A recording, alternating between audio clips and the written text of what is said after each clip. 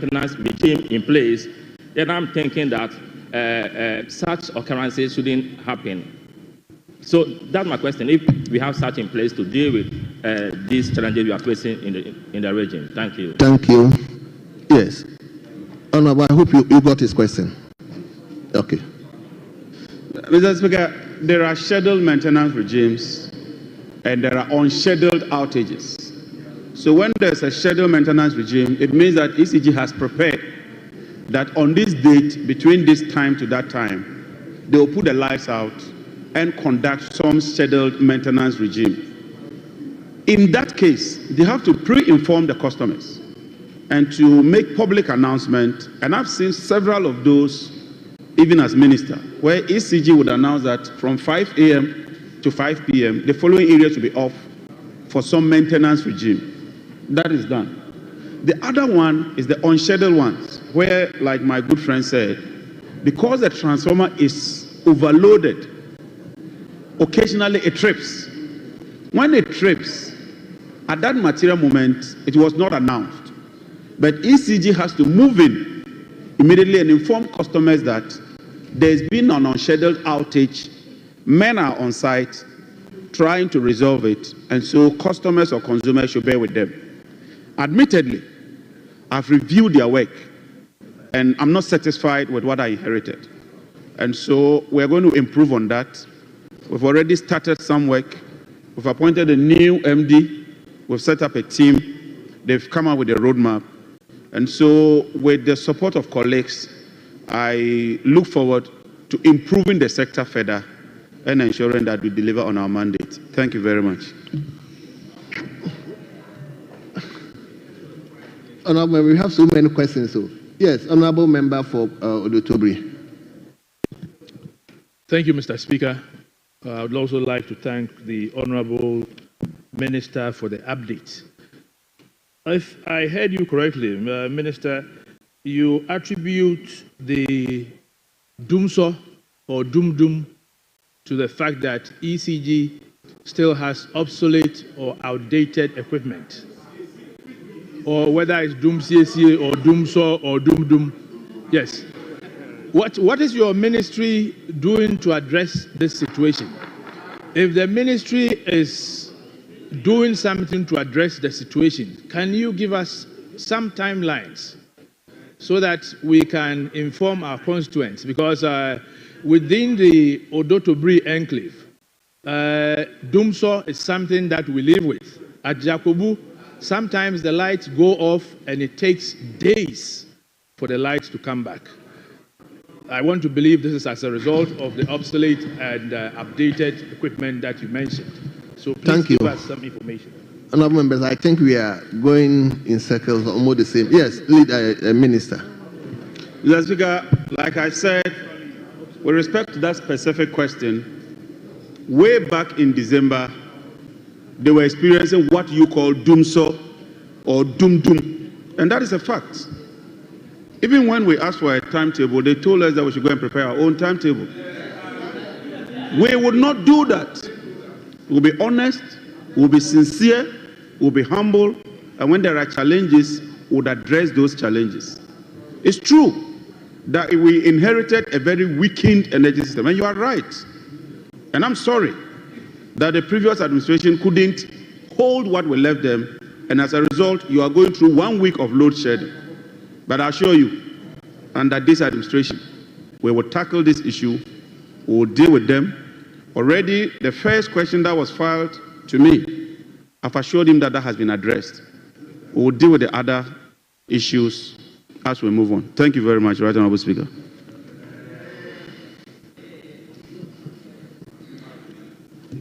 Okay, briefly, let me give you. I'm giving them the opportunity because the question came from Ashanti. That's why I'm giving the Ashanti. Yes. Thank you. Thank you, Mr. Speaker. Minister has identified overloading as one of the challenges.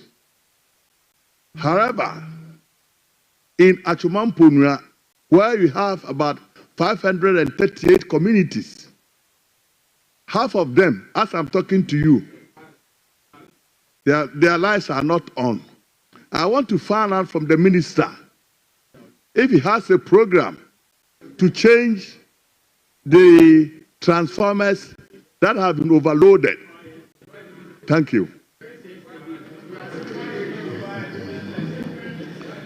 Yes, Minister. Mr. Speaker, yes, indeed, our program is to change all obsolete and outdated transformers. But we inherited a situation.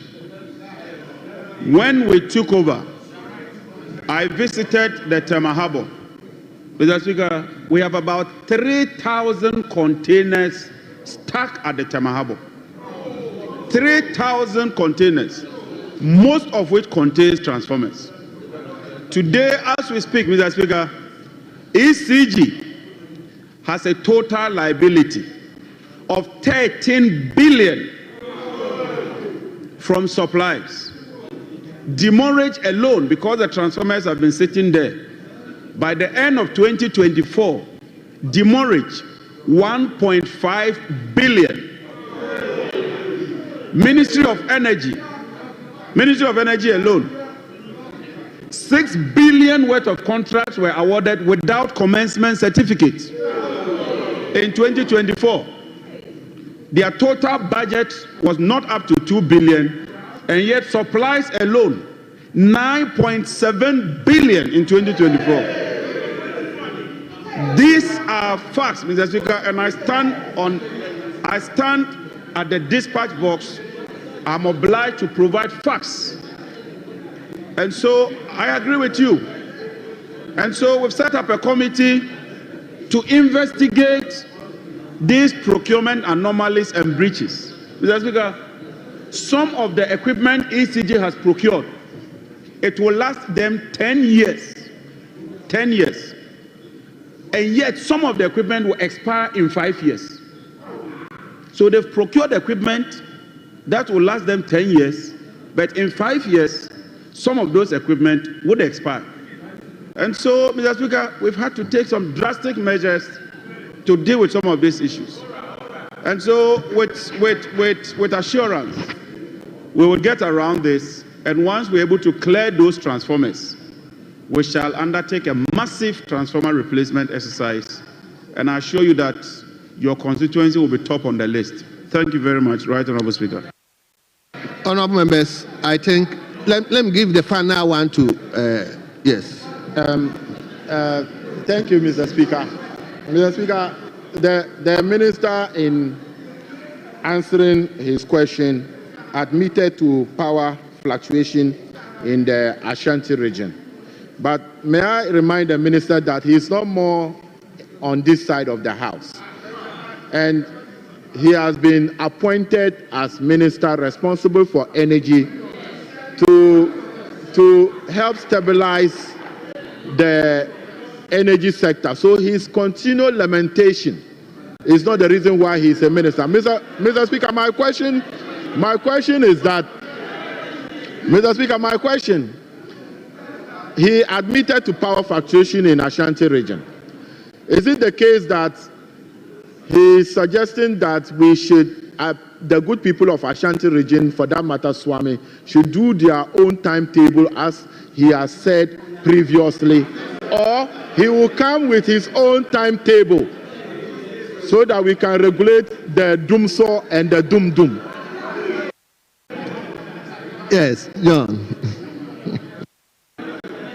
Mr. Speaker, it's true that I did say that we inherited a situation of doomsaw. That's a fact. We inherited it. When we took over, Ashanti region was going through massive doomsaw, erratic, inconsistent power supply.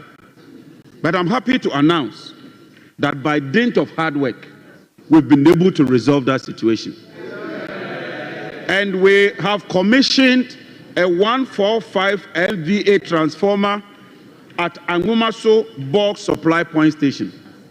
Having injected that major transformer, it means that the situation is significantly improved. And so there will be no need for me to follow my predecessors way of doing things. No, there will be no need. So you wouldn't publish your own doomsday timetable. Leave it. The supply of power would improve the system, would provide electricity, and I thank you very much, Right Honorable Speaker, for the opportunity.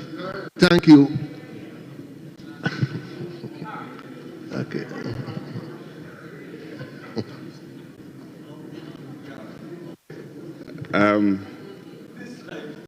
Earlier on, Leader, hold on. Let me turn to Ashanti Achimnov. Speaker, thank you very much for acknowledging me. Once again, I want to stand on order 63, 1, and speak the local language. Mebacho, Speaker, Mr. Ayasimbisa, a question, Pacho. Odaroma, Asante Achimnov na me free. Mfie bebree ni ye nkan yansem aye problem kese pa. Me wadwuma okrom ho na me radio station ho. Na ye hwe the way a transform ansem ene empen bebree ye nkan ya ni nyina so. Me kromfo no aka kire me se omo sere me me ne opening kasa aye minister kasa sebe ya emfie bebre atwam no na Asante Achimnov ye nkan yansam nye kura enei awrade ayadom ye nya honorable energy minister ewo ha aniti the minister ne say nka obetimi anya eye empanifo bi no ma ba behwe Asante Achimnov na ye transform ansem ne nkan yansam ewo ho e de aboye to wait I want to thank you for indulging me. The question I want to pose to the minister today is I want to find out if the honorable minister can be able to help Asante Achimnov get a proper solution, a permanent solution to the lighting problem in my constituency. Most often, people complain about the power outages, and then also the fact that,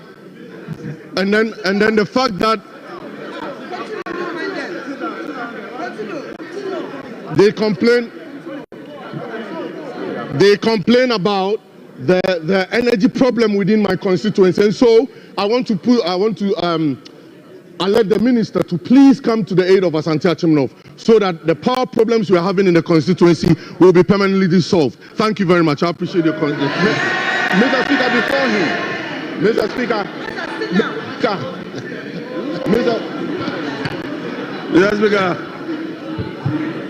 we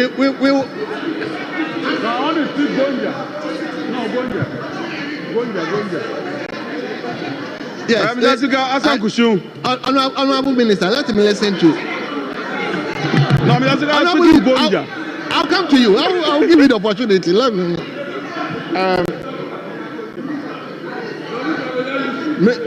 Mr. Speaker, our colleague need to understand the rules. Mr. Speaker, if you read Standing Order 63, Mr. Speaker, and if you indulge me, I'll read Standing Order 63.1. They said, the proceedings of Parliament shall ordinarily be conducted in English language, except that a member may exercise the option to address the House in a local language if facilities exist. If facilities exist for the House, Mr. Speaker, I take it again. 63.1. Proceedings of Parliament shall ordinarily be conducted in English, except that a member may exercise the option to address the House in a local language if facilities exist in the House for the interpretation by the member for contemporaneous interpretation. Mr. Speaker, it's clear violation of our standing orders what he has done. We don't have facilities existing to translate language. You could see that the energy minister attempted speaking Gonja. He has started self. And if we don't regulate and continue this, we will end up speaking different languages that we don't understand, and hence that might not be able to capture, same, or interpret. So, Mr. Speaker, you should overrule him because he's completely out of order. He should ask the question in its proper context so that we can be properly regulated on this. Thank you. Completely violating Leader, order thank you. 63.1. I didn't overrule him anyway. Honorable members, I think this issue came the other time. This same gentleman spoke. And I believe we addressed that issue. Honorable members, please, Article 60, Standard Order 63.1, as the Minority Chief Whip, Deputy Whip said, if he may speak in the language that he feels he can. And it goes on to say if there's a facility to actually translate. But then he himself has translated it. The idea is that he said he wanted his people, his constituents, to actually appreciate what he is contributing in the House. So please, whatever it is, I allow him to speak. Let's move on. And Leader, I'm going to ask the minister to respond. And okay, let me hear you. Speaker, I thank you for the opportunity. Speaker, there's a certain deliberate propaganda out there that members of my side, we can't speak English. There's a certain deliberate propaganda. And let the point be made that we have demonstrated the ability to communicate in English, in the English language, at the highest level. The Constitution of the Republic of Ghana. Leader, please, Speaker, I think Speaker, you are going Speaker, outside the discussion. Speaker, please permit me. My brother, the first deputy minority whip, did this deliberately because this matter was settled. The Standing Order 63.1 that he quoted is placing a twist on the interpretation. Yes, you are placing a twist on the interpretation. And Speaker, this is what the provision says. Standing Order 63.1 says, the proceedings of Parliament shall ordinarily, Speaker, please, my brother John Daku, please. It says the proceedings of Parliament shall ordinarily be conducted in English, except that a member may exercise the option to address the House in the local language. Speaker, can you listen to me with some patience and please and be quiet. Speaker, my brother has elected to exercise that right to address the House in a local language. The provision proceeds further to say that if facilities exist in the House for interpretation by the member or for contemporaneous interpretation, can you listen? Can you be quiet? This is the facility, Mr. Speaker. This is the facility. Mr. Speaker, the member used this facility to interpret what is said to the hearing of everyone, what is said in the local language. And my brothers on the other side say they have a problem. So this attitude, Mr. Speaker, this attitude of the first deputy minority whip, always stampeding my members when they exercise their right under the law, is unacceptable. Thank you. Thank you. Stop. Thank you. Honorable members, the member the leave to ask a supplementary question so the Honorable Minister for Energy and Transitional and Renewable Energy can therefore respond to the question. Mr. Speaker, I thank you for the opportunity. Thank you. Honorable members, please, I gave him the floor. He took my leave and I gave him the floor. He spoke the language, and if even the facilities didn't contemporaneously interpreted it, he did the interpretation himself. So for me, he satisfies 61.3. Let's move on. Minister, you may respond to his question.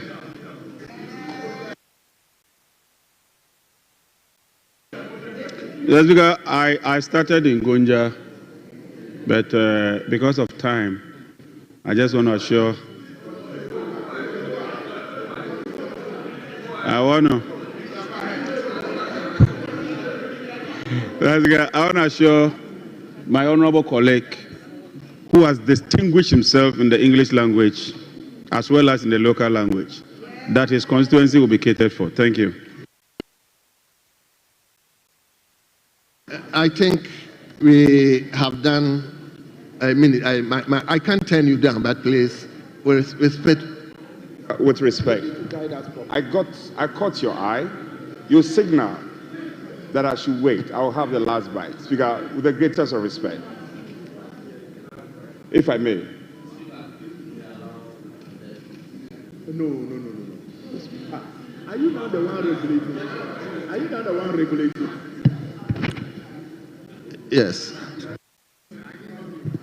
Thank you very much, Mr. Speaker, for the opportunity. Mr. Speaker, in the minister's response, he said that some contracts were awarded without commencement certificate. He has just told us that there are about 3,000 containers at the port, and demurrage alone has cost this state about 1.5 billion Ghana cedis. Would the minister agree with me? Minister, would you agree with me that these constitute financial loss to the state, and for that matter, the steps that you are taking to ensure Honorable Deputy Minister Designate. Yes. Your question is turned down. No. Please. Okay. I wouldn't take your question. Let me reframe it. I wouldn't take your question. Let me reframe it, Mr. Speaker. Mr. Speaker, my question is that some contracts were awarded without going through the normal or due processes. And now there are 3,000 containers at the port. I want to find out from the minister whether you will constitute a committee to go into these matters so that corporates will be brought to book.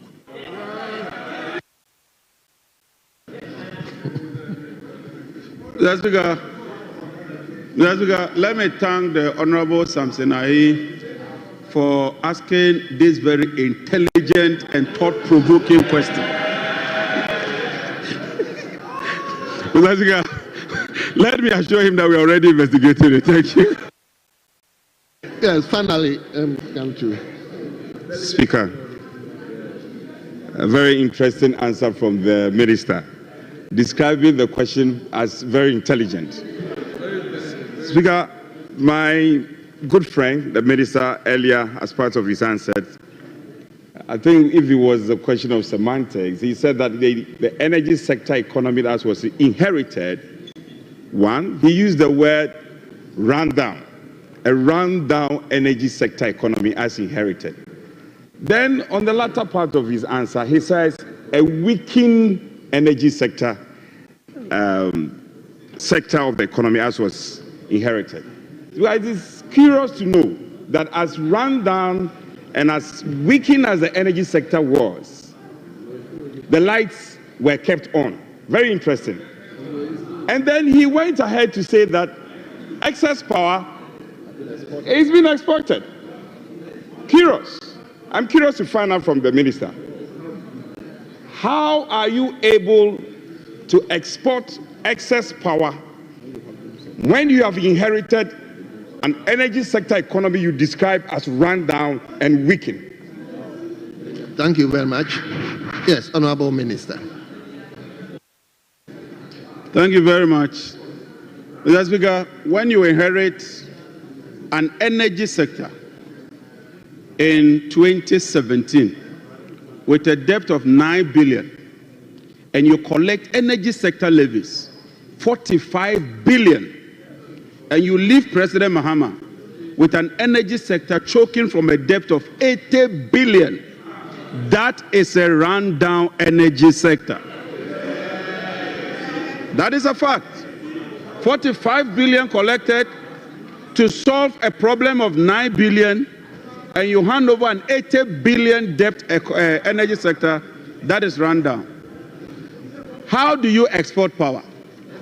Because when we were leaving office, we left projects like Ameri, AXA, GPGC, and the rest. And because those plants are available, and you are unable to supply to the domestic market, because the system is run down, you export it to countries like Burkina. So that is cogent, and that is sacrosanct, that is logical. I am here to answer a question as to why the Kumasi area is been suffering from erratic power supply.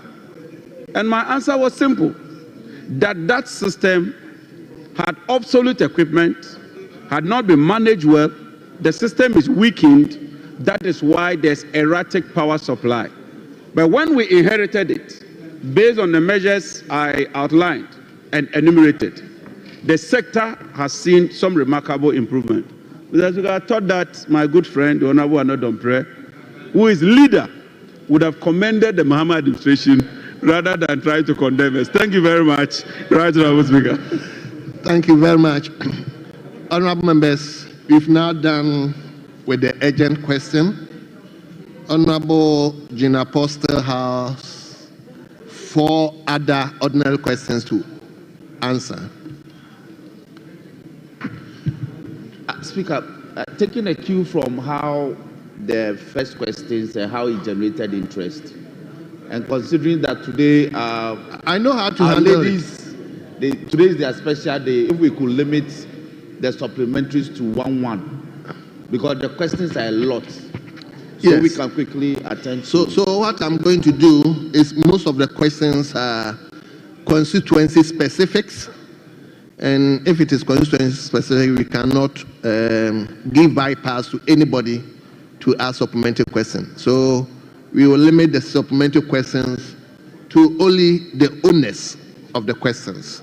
And another member is asking for 1. We will give 2 supplementary questions to the owners of the questions. I repeat, if it is constituency specific question, we are not going to allow anybody to ask supplementary question. We will only restrict ourselves to the owners of the questions, and we will give them 2 supplementary questions. Please, that is how we are going to go about it. Yes. Speaker, my friend, the chairwoman on application, I disagree with him. Speaker, I want to agree with you on the tangent of limiting it to constituency specific. Speaker, the follow-ups are so important. So because we are limiting ourselves to the constituency specific, Speaker, then we should allow the members to exhaust their follow-ups at least, so that no other constituency, a member leader, respectfully. Can I please conclude? Speaker, with respect, if I may conclude. Speaker. So the Honorable Davis Opoku, for instance, has whispered to me that he has the full horse. He wants to go the full horse. 3 follow-ups. And then there will be no other members from different constituency asking supplementary questions. So I will limit ourselves to the 3. So I will respect. Thank you, honorable members. Today is the ladies' day. You see, So we should give them the opportunity to also take the floor. So, Honorable Asafo, I wouldn't give you the. I know where you are coming from. With respect, you see, I agree with my colleagues, our beautiful women. We agree with them. Speaker, I was in the chamber early enough. I met Honorable Achampo, and then we were part of conclave. Speaker, what the front bench should be doing is that they should make an application to vary the order of business. They failed to do that. They failed to do that. Government side, show a bit more of responsibility. Come early. You should come early. Speaker, the Honorable Achampo was here. The chief whip came in a bit late, but we are amendable. Because I was earlier suggesting that we should vary order of business. I suggested to you, so that our women can make their statement. When they depart, then the other businesses can be prosecuted. If my colleague is taking offense in my statement, I withdraw. Don't be offended. It's too early in the day. I withdraw that part of my statement. Sit down, please sit down. Sit down and get us copies of the budget. That is what we need. Sit down. Speaker, if he's offended by that statement, I have withdrawn. Yes, I don't mean any disrespect. I'm a man of peace. I don't mean any disrespect to him. So, if they had acceded to my request, we would have varied the order of business, deal with the Women's Day, then we go and zoom into business. Don't be offended. Chief, why?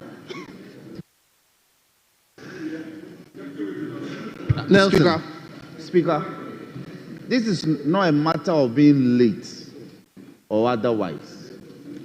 We are guided by early morning protocols. The decision was that the ministers whose questions are up for answering today have other businesses. So they pleaded that we shouldn't vary the business so they can attend to the questions, then they can leave. Then the women will have the rest of the day. So it's not about not being responsible or not taking. It's not Thank right. you very much. Thank you for it's that. Also to listen to the ministers. Thank you for that intervention. Speaker, even one question. See how long it took. Yes, that was urgent question. Rather get the questions out of the way, then the women can have the rest of the day. Thank you. Thank you, my brother. Honorable Secretary, please. I beg of you. I beg of you. Honorable Asafo, I beg of you, please.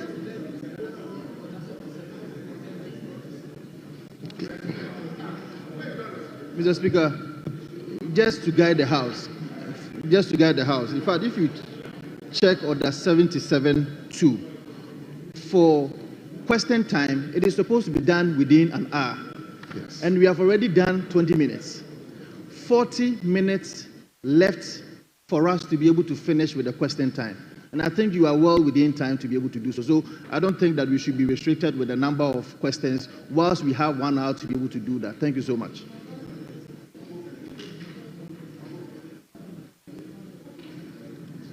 So, yes. Mr. Speaker, thank you for the opportunity. As we agree that they should ask the questions, it's like the men just want to sabotage us. Because if they ask one question, about 6 of them, 7 of them want to ask follow-up questions. Mr. Speaker, it's our day. It's International Women's Day. And today is the day we assign for women in this chamber. So either they ask one question after the main question, or the women should be allowed to do our statement so that every woman is speaking today. Every woman. Every woman is speaking today. Every woman is speaking today. Very well. So please, we are all going to be guided. We will manage the time. It should be just one follow-up question. That one will take it. But if it will be many, then they should hold on. Then we finish our questions. I'll manage the House, please. Continue. Why Minister, you don't want to us to enjoy our day? You are not taking us to lunch too. You allow us to enjoy our day.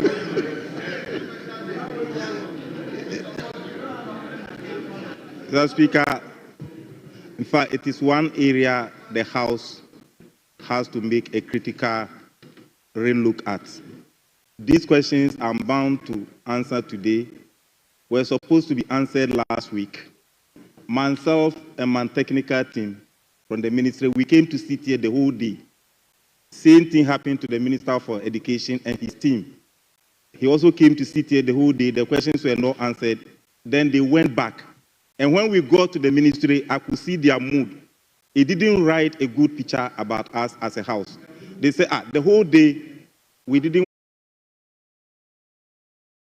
Future Generation Preparatory School. Future Generation Preparatory School. They are being led by Andrew Ayuba, who is the head teacher, and the school is located at Infansimine constituency. Infansimine constituency. Do you have the member here? Infansimine constituency. Do you have the member here? Very well. The third school is the Lost Redeemed International School. The Lost Redeemed International School. They are being led by Dozie Nunu Peku, who is the headmaster, and the school is located at Ewutu Senya East. Ewutu Senya East constituency. Ewutu Senya East constituency. Yes, the member is here. The member is here. So, our children who have come here to visit your parents, your uncles, your aunts, you are welcome. I hope you are being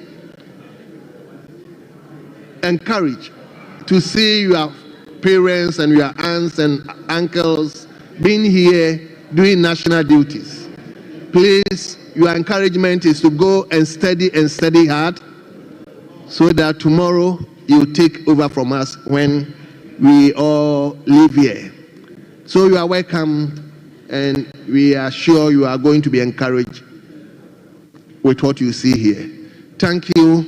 Let me now invite Honorable Davis Ansan Opoku, a member from Prez, to take the floor and ask his question. The minister is available now. Thank you very much, Mr. Speaker. Mr. Speaker, I don't know if I could ask permission to speak in Ewe. Medekuku F1.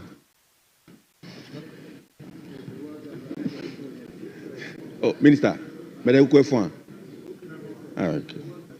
Mr. Speaker, I want to ask the Minister for Energy and Green Transition the plans his ministry has to provide electricity to the communities along the Volta River within the Kwahu South municipality, which is aimed at aiding farmers in irrigation and to ensure an all-year-round production. Thank you very much.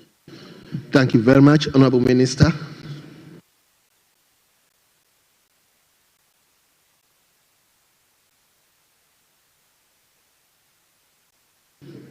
Mr. Speaker, whilst the ministry is working with the Honourable Member for the Prez constituency for the extension of electricity to about 8 communities in his municipality, for which some electrical materials have been released, there is currently no such project along the Volta River in the Kwahu South municipality.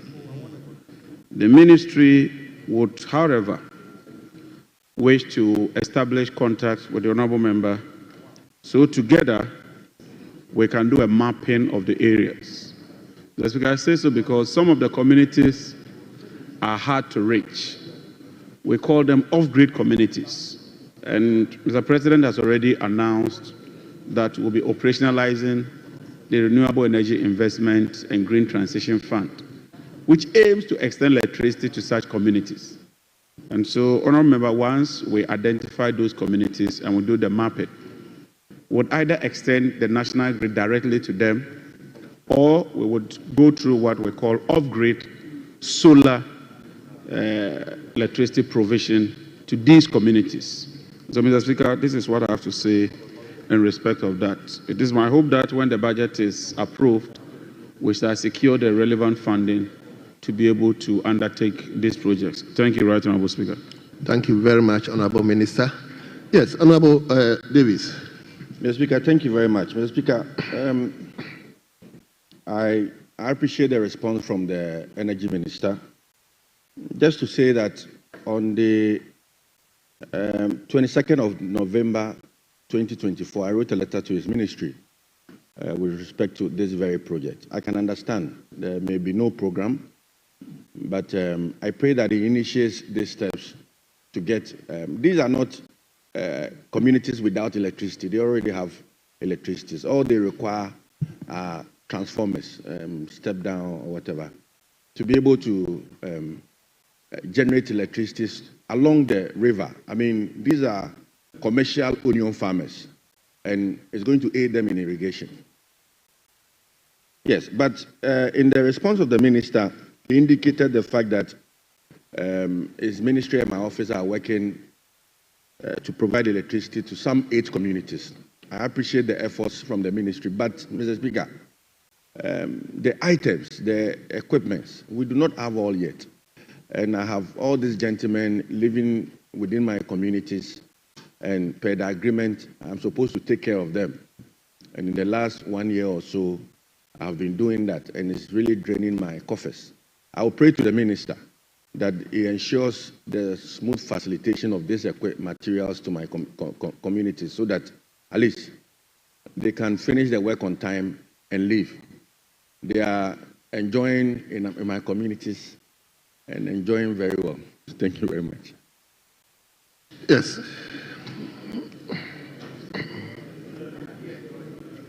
Mr. Speaker, the question suggested extension of electricity to the communities. But what I'm getting is that it looks like some areas have electricity, but you need transformers. Mr. Speaker, in order not to belabor the point, I would seek your permission to engage my brother after the question time so that I can get the details, and I promise you that I will attend to that. Thank you, Right Honourable Speaker. Thank you very much, Honourable Minister. Honourable members, we turn to question. Mr. Speaker, I'm not done. The minister refused to answer my question on the 8 communities, the outstanding materials that I needed in my 8 communities. The 8 communities that you mentioned in your response. I still have some items that are yet to be supplied. And per the agreement, I'm supposed to take care of the contractual fees for the engineers.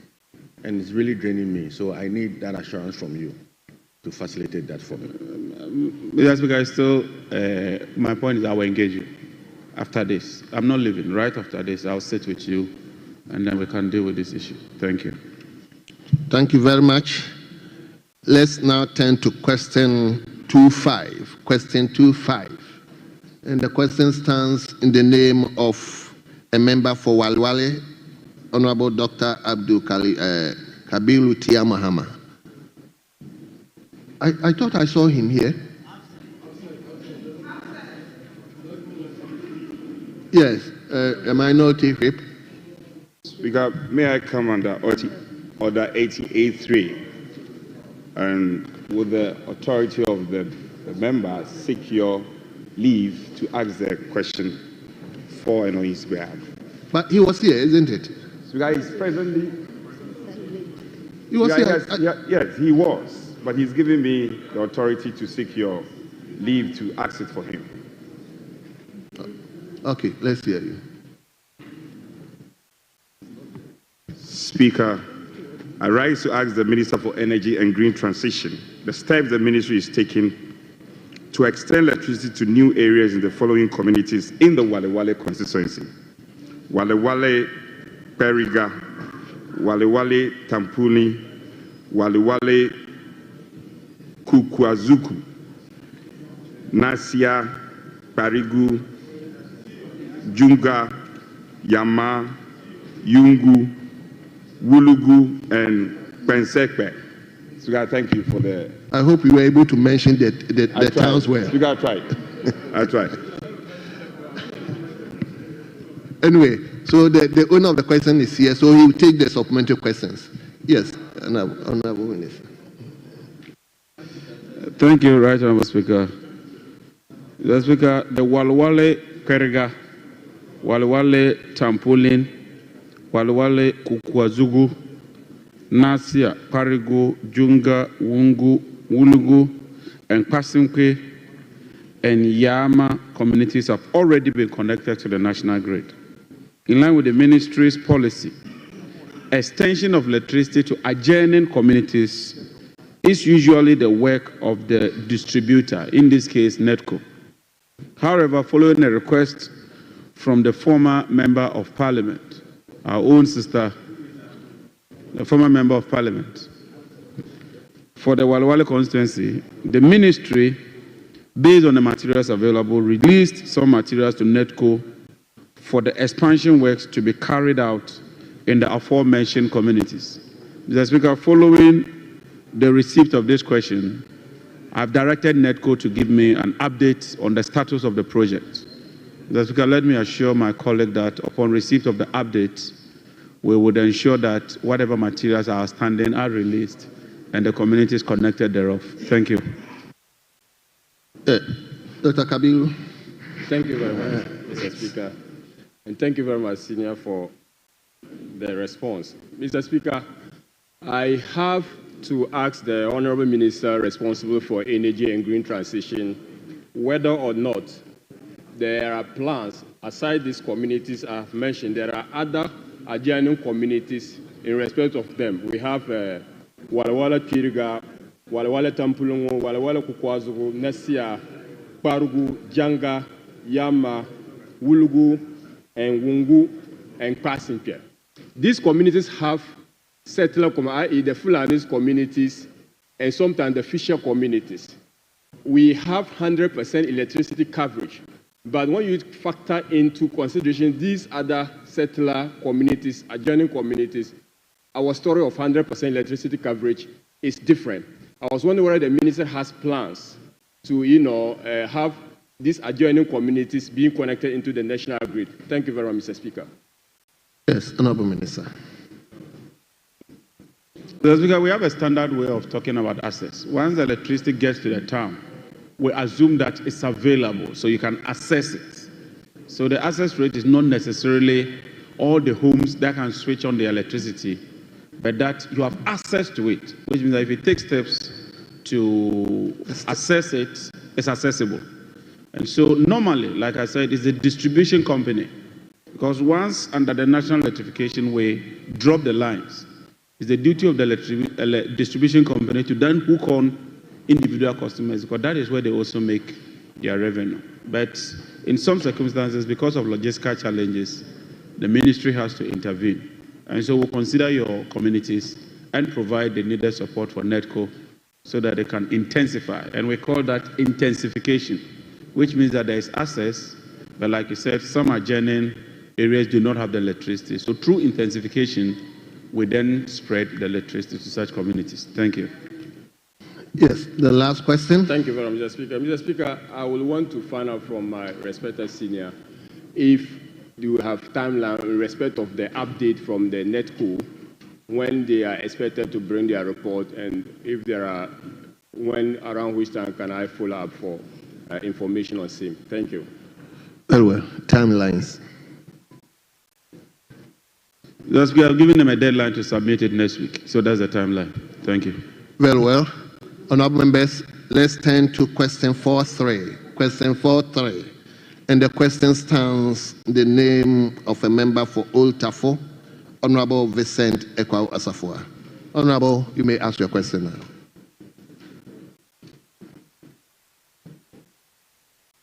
Thank you very much, Mr. Speaker, for the opportunity.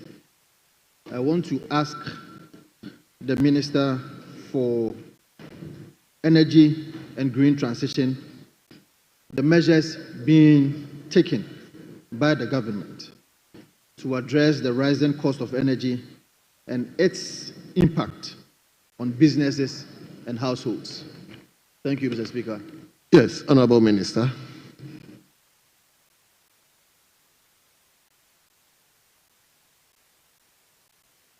Mr. Speaker, it is true that as we move from solar to thermal energy, because of the fuel mix, it makes the cost of electricity much, much higher. Also, the foundation gas, which we used to get from Jubilee for free, the period has elapsed. And so we must pay for that gas. Incremental gas is also quite expensive. The depreciation of the city also makes it quite expensive. And so, Mr. Speaker, we need to pursue a multiplicity of measures in order to address them. One of it is the announcement by the government to construct a second gas processing plant. This year alone, we require about $800 million to procure liquid fuels. If we had established the gas processing plant, we could save $400 million of that amount annually. And so if we're able to do a gas processing plant and process domestic gas, it one, strengthens the currency, it makes fuel readily available, and it gives you cheaper alternative source of fuel, which can be passed on to consumers. Also, we are diversifying our energy mix and bringing in renewable energies, which though has an initial cost component which is higher, over the years when you amortize it and scale it out, it is much, much cheaper. Also, education for consumers so that we can adopt efficient way of consuming electricity. Efficiency is about achieving the same thing but using less input. And so those are some of the things we are looking at. And also our refinery capacity so that we can refine our own products and make it much, much easier and accessible to the people of Ghana.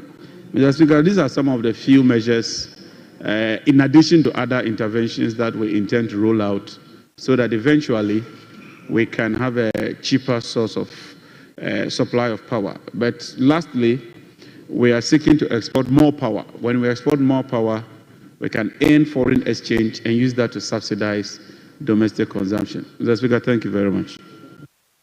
Thank you very much. Yes, Honorable. Thank you, Mr. Speaker. Honorable Minister, I think you are on record to have mentioned somewhere that we should expect a 58% increment in tariffs. As far as I am aware, such adjustments are supposed to be done by the PURC. Is this something that we should look forward to? Or, yes, I think there is a publication. May you repeat the question? So, I was saying that he's on record to have indicated that we should expect a 58% increment in tariffs. And I am asking, how soon are Ghanaians going to see that increment in tariffs? And was the PURC also consulted with that figure that was stated out there? Thank you. Yes, Honorable Minister. Mr. Speaker, I am not on record to have stated that we should expect a 58% tariff adjustment. If any media house reported that, that is a misrepresentation, and so I haven't said so. What I said is that as part of our meetings with the IMF, they indicated that as a condition to the IMF program that Ghana entered into, the administration agreed that there should be quarterly adjustments and there should be a major tariff adjustment in September. The administration also agreed to provide them with the tariff setting methodology. And based on their own assessment with the tariff setting methodology, taking into account the cost of rising fuel, the depreciation of the currency, inflation, they propose that we increase electricity tariffs by 48%. That is a proposition from the IMF. The PURC will do the needed work, do all the assessments, and the PURC will take their work from there. Thank you very much, Right Honorable Speaker. Thank you very much. Now, please, let's turn to question 44. Question 44. And the question stands in the name of our Deputy Minority Leader, Member for Asokwa, Honorable Patricia Ay3hye. Right. Thank you very much, Honorable Speaker. Leader, may you speak up on the phone for us? Thank you very much, Honorable Speaker. Honorable Speaker, I rise to ask the Minister for Energy and Green Transition the state of the rural electrification intervention made by the government since 2017. Thank you. Yes, Honorable Minister. Mr. Speaker, from 2017 to date, when we were leaving office in 2017, and I recall the budget quoted 86, but I'm told that some additional work has been done, and it puts it at 84% from 2017. Currently, we're at 89. From 2009 to 2017, we took it from 54 to 84. So a 30 percentage point increment from 2009 to 2016. From 2017 to 2024, it's now gone to 89, meaning that it's increased by a 5 percentage point increment. These are the records and the statistics. Thank you, Right Honorable Speaker. But to just cap it up, we aim to achieve universal access to electricity, which means that we have to do 90%. And we are putting in place the needed programs subject to budgetary provision to achieve that. Thank you. Yes, Honorable. Thank you, Leader. Mr. Speaker. As a follow-up, I thank you very much, Honorable Minister, for giving us an update of 84% achievement. I'm not going to, Mr. Speaker, I'm not going to bother the minister too much with the details, but I would like to find out from the minister, would it be possible to provide for the House the remaining 16 or 15 point something percent that is left to be done? Because if I follow the questions on the floor, there are so many rural areas that are asking for that intervention. So is it possible, if you can give us the assurance, to come and apprise us of the remaining 15 point something percent and your plan, your strategic plan towards achieving that one? Thank you very much. Thank you, Honorable Minister.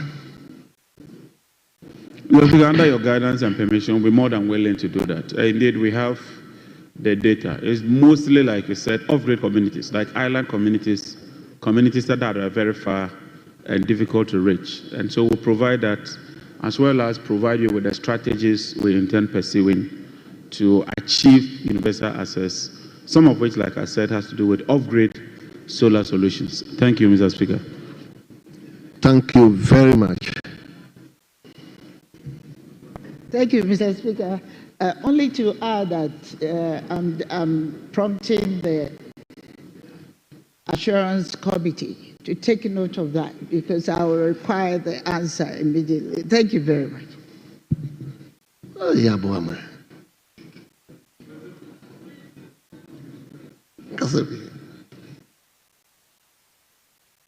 Thank you, Mr. Speaker, for the opportunity to ask a supplementary question. I want to find out from the Minister the model in using to arrive at a determination of access. No. I'm asking this question with regards to the answer you gave, that between 2009 and January 2017, there was an exponential increase, the access by 30%. And between 2021 to date, 5 percentage points. I want to understand the formula that is used in arriving at that, whether there are different models in arriving at that. Thank you. Yes, Minister. There are no different models, it's one standard, and the standard is using the population and housing census. We know all the communities. And so assuming you have 10,000 communities, and maybe 5,000 of the communities, you've dropped the electricity, then you assume that you have 50% access. And so if you drop electricity in more communities, then it increases the access rate. And so the access rate is based on the population and housing census, taking into account the number of communities. But as you move ahead, it becomes more difficult because then you are dealing with difficult to reach communities. And it's like that in economics. If you get to a level, you need more work to, it's more or less like diminishing returns kind of. And so that is why normally when you start from a lower level, it's much easier to move up. But when you get to a higher level, you will need to put in more in order to bring more communities. Thank you very much, Right Honourable Speaker. Thank you very much. Honourable members, you turn to question 49. Question 49, and the question stands in the name of a member for Ay3hye West. Ay3hye West, Honourable Mrs. Loretta Koko Asante. Yes. Yes. Mr. Speaker, thank you for the opportunity. I hope you'll be able to mention all the names well.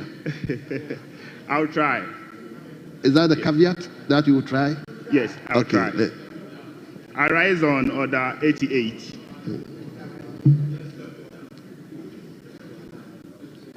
To ask the Honourable Minister for Energy and Green Transition, when the electrification extension, which was to be undertaken as an emergency turnkey project in 2024 in the following communities, will begin.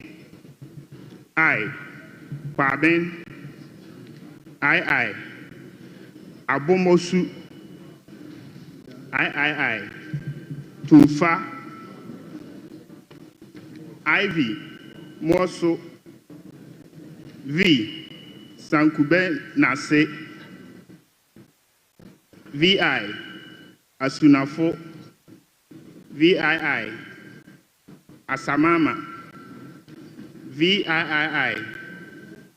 Akwabuaso, IX, Ikoso, X, Jamase,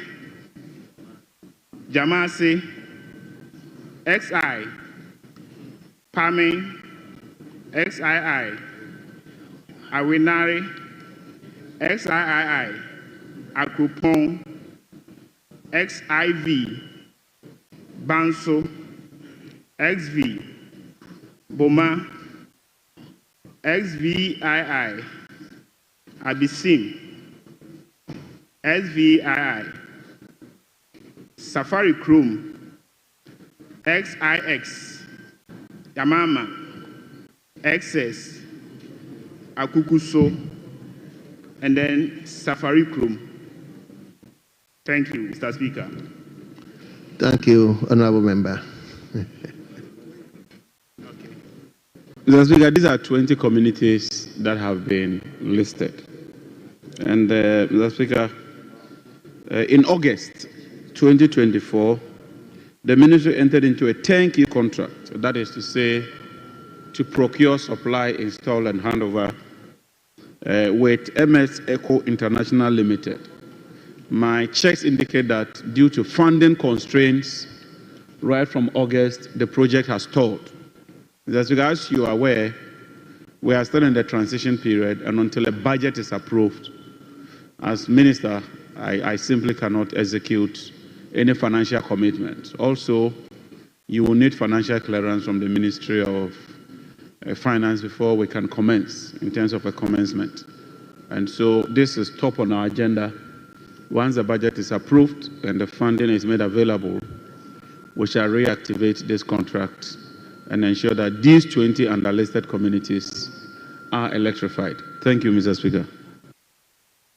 Honourable Minister, I think electricity extension to communities, existing communities with electricity, I mean, it's becoming an issue in so many communities.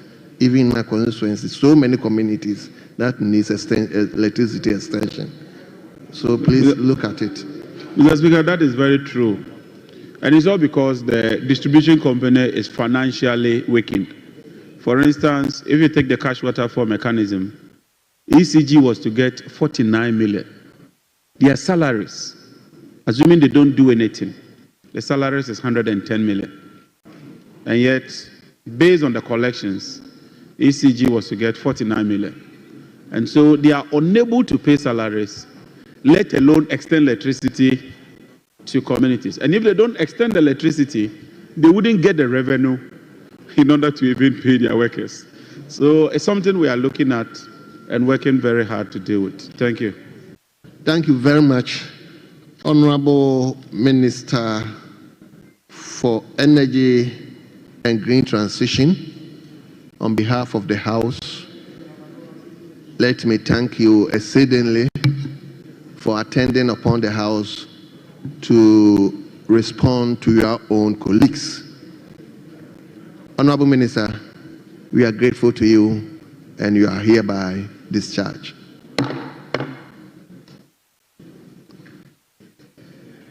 Leadership, are we summoning the Minister for Local Government? Speaker, yes, we have to take him. Yes. So, Minister... He's a senior member of the House, so yes, today we have to take him.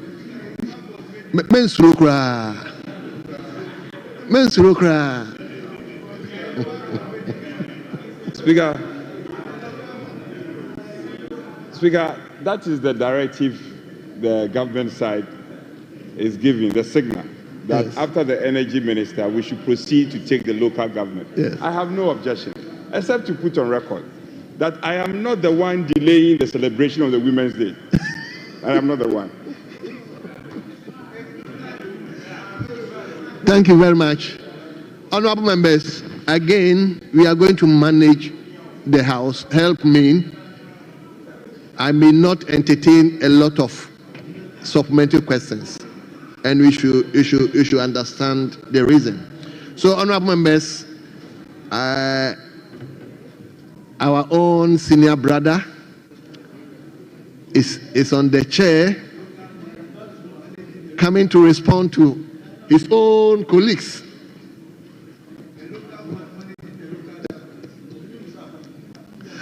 Yes, let's turn to question 26. Question 26. And the question stands in the name of a member for Offenso North, Honorable Dr. Fred Che Asamoah. Honorable, the Minister is available now. You may ask your question. Thank you, Honorable Speaker. I rise to ask the Minister for Local Government, Chieftaincy and Religious Affairs when the University of Local Governance and Development Bill will be laid to allow the operationalization of a university in Akumadine in the Offenso North constituency. Yes.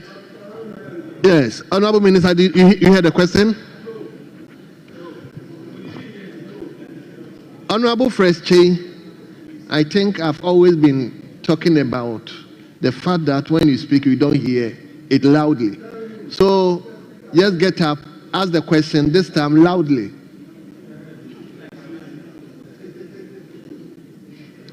Ladies. Thank you, Mr. Speaker. I rise to ask the Minister for Local Government, Chieftaincy and Religious Affairs when the University of Local Governance and Development Bill will be relayed to allow the operationalization of a university in Akumadine in the Offenso North constituency. Thank you. Yes, Honorable Minister.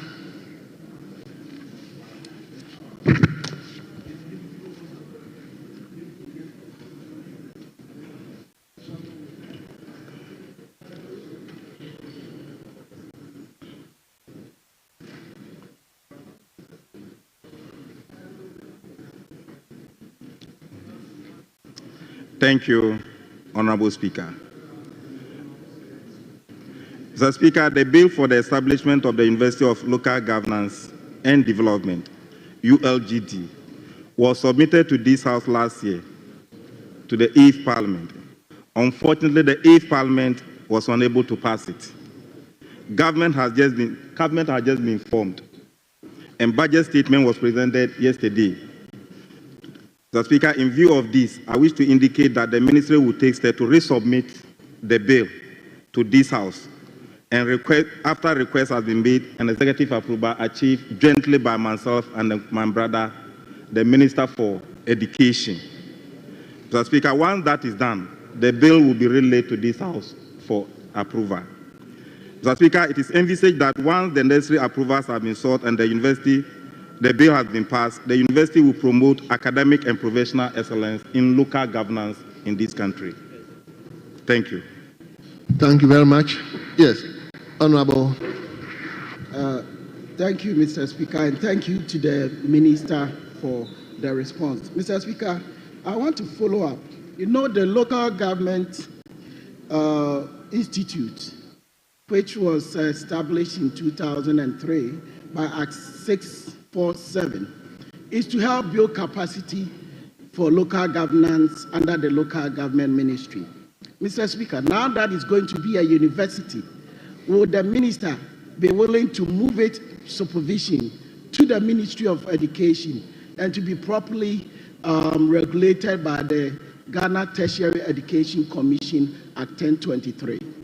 Because I'm reliably informed that the Tertiary Education Commission is not having any documentation as to the process in establishing this university of higher education. Thank you, Honorable Minister.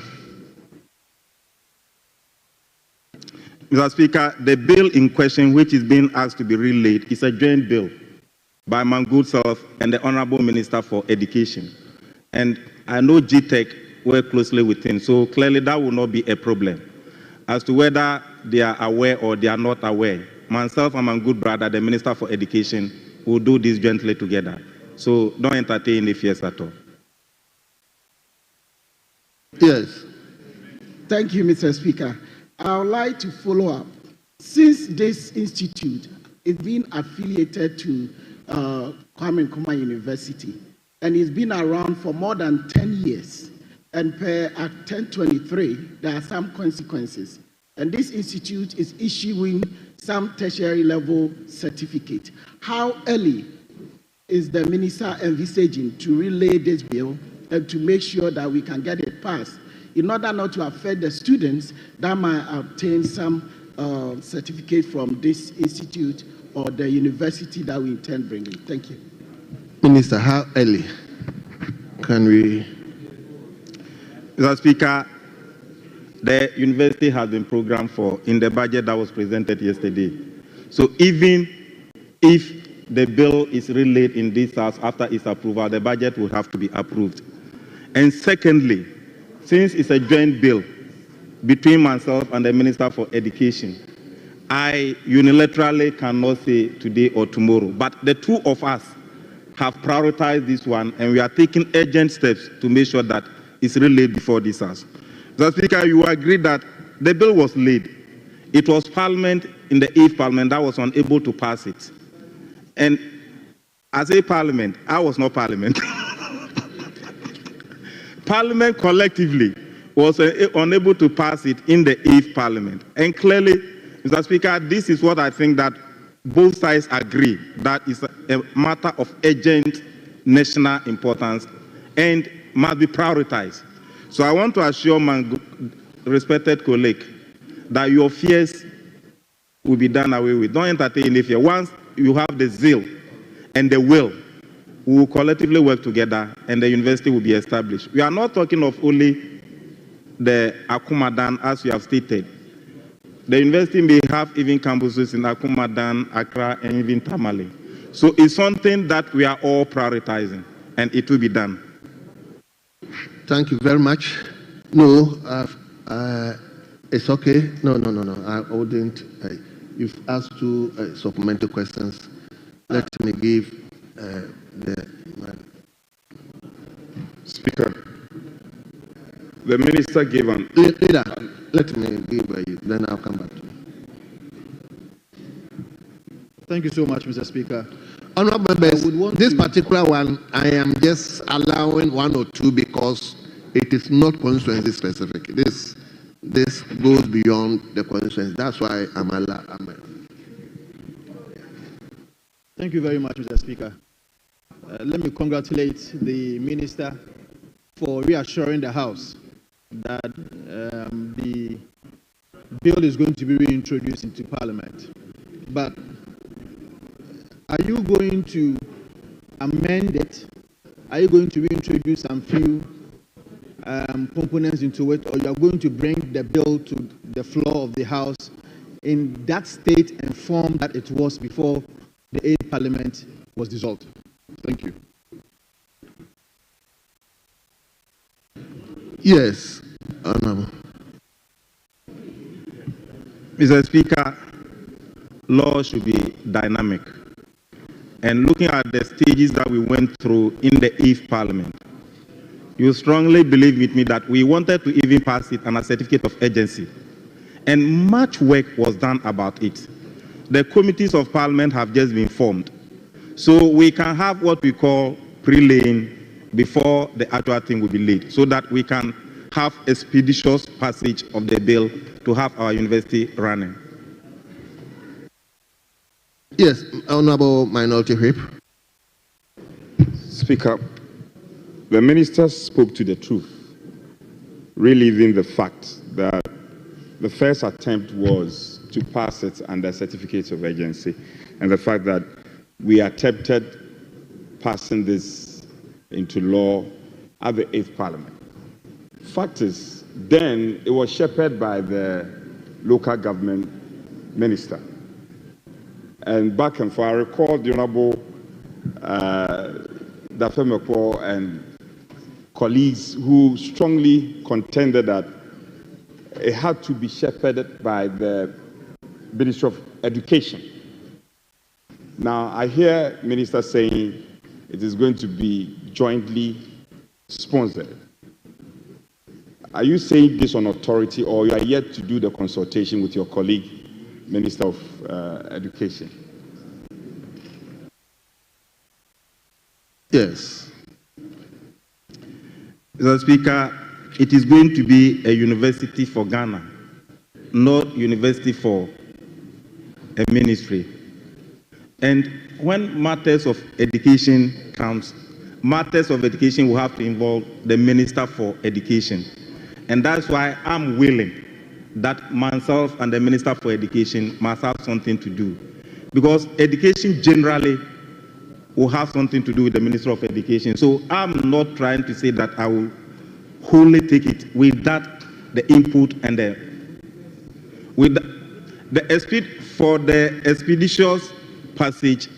I don't see my former minority, the respected Minister for Education, in putting any stumbling block. Even though in administration, when there are many clearance points, decision making becomes difficult. But he is one of the fastest leaders that I know in terms of taking quick decisions. So the two ministries shepherding it will rather iron things out and get the best for the country, but it will not put a stumbling block. But I'm saying it on authority that I'm in discussion with him. We are discussing. We have not yet concluded. Well. Honorable members, leader, I thank you. I thank you respectfully. So, Honorable, we turn to question 27. Question 27, and the question stands in the name of a member for Kwabri East, Honorable Akwasi Jemfi Onyine Champon. Honorable, you have the floor now. Thank you, Mr. Speaker, for the opportunity. So, Mr. Speaker, I rise to ask the Honorable Minister for Local Government, Chieftaincy and Religious Affairs when work will resume on the Mampontain market, which has been abandoned in the answer since 2012 in the Kwabri East constituency. Thank you, Mr. Speaker. Yes, Honorable Minister.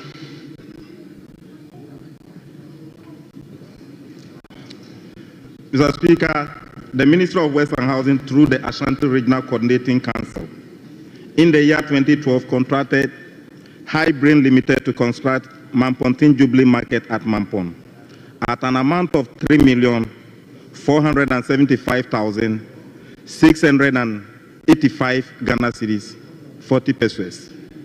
Works at the market commenced on 1st August 2012. and was supervised by ABP Consult Limited, Kumasi. The scope of work covers the following: construction of 3-story administration block, construction of 2-story lockable shops, banks, supermarket with warehouse, market store, daycare center, clinic and ancillary structures, butchers shops, external works and services, water, electrical and mechanical installation. Mr. Speaker, the project, however, stalled by 31st December 2012, and by 31st August 2013, the contractors suspended operation and left site. No construction activity has been carried out since then for the past 13 years, leading to the deterioration of the uncompleted structure. The current completion rate of the project is 55% since 2008. Mr. Speaker, the Ministry will collaborate with the Ministry of Finance, Works and Housing, Water Resources, the Ashanti Regional Coordinating Council, and the Kwabri East Municipal Assembly to explore available funding options and ensure completion of the project. Thank you. Thank you very much. Honorable Onyina, any supplementary question? Yes, Mr. Speaker. Mr. Speaker, during yesterday's budget statement, the Honorable Finance Minister told us that the ministers responsible for the respective ministries will come in and give us detailed analysis of their own budget. I would like to ask the Minister for Local Government that, is this project captured in his budget for 2025? And if it is not, I would like to plead with him earnestly to consider capturing it, since it's been stalled for quite a while, and that's 12 years now. So thank you, Mr. Speaker. Thank you very much. Honorable Minister. Mr. Speaker, we have stock of all the projects initiated by agencies and authorities under our ministry, and this project is one of such projects. What the directive the Minister for Finance gave was that we must prioritize. Colleague, once this has been brought to my attention, the needful thing to be done is that after answering the question, see me so that we see how best we can bring this matter to a rest. Because this is one of the oldest projects in the ministry, awarded in 2012 for the past 13 years and at 55% completion rate. I think we have to put the matter to rest. We will complete it. Thank you very much. Thank you. Honorable Patrick Buama. Honorable Patrick Buama, did you hear your friend? He said the member should see him. The member. Mr. Speaker, to see him for what? You are inviting the member into trouble. I know my brother Ahmed. You resume your seat. Majority Chief Whip, I haven't come to you. Mr. Speaker, it's I'm not inviting anybody. That they are colleague members of Parliament. They can engage on a topical matter such as this. Honorable Patrick Buama, I mean, I'm happy that the minister is even inviting him to see him for engagement. Honorable member, let me hear you for your supplementary question. Mr. Speaker, thank you. And I would also like to thank the minister for inviting me to see him. I'm very grateful, Minister. My next supplementary question is, Honorable Minister, in the interim, the market women are sitting under high tension. Yes, and they've been under the high tension for quite a while. I would like to ask, is there any provision that we can make for them so that we will get them off this hazardous place? And also, is there any provision that probably we can link with the Ministry of Health, even probably to just have some tests and look into what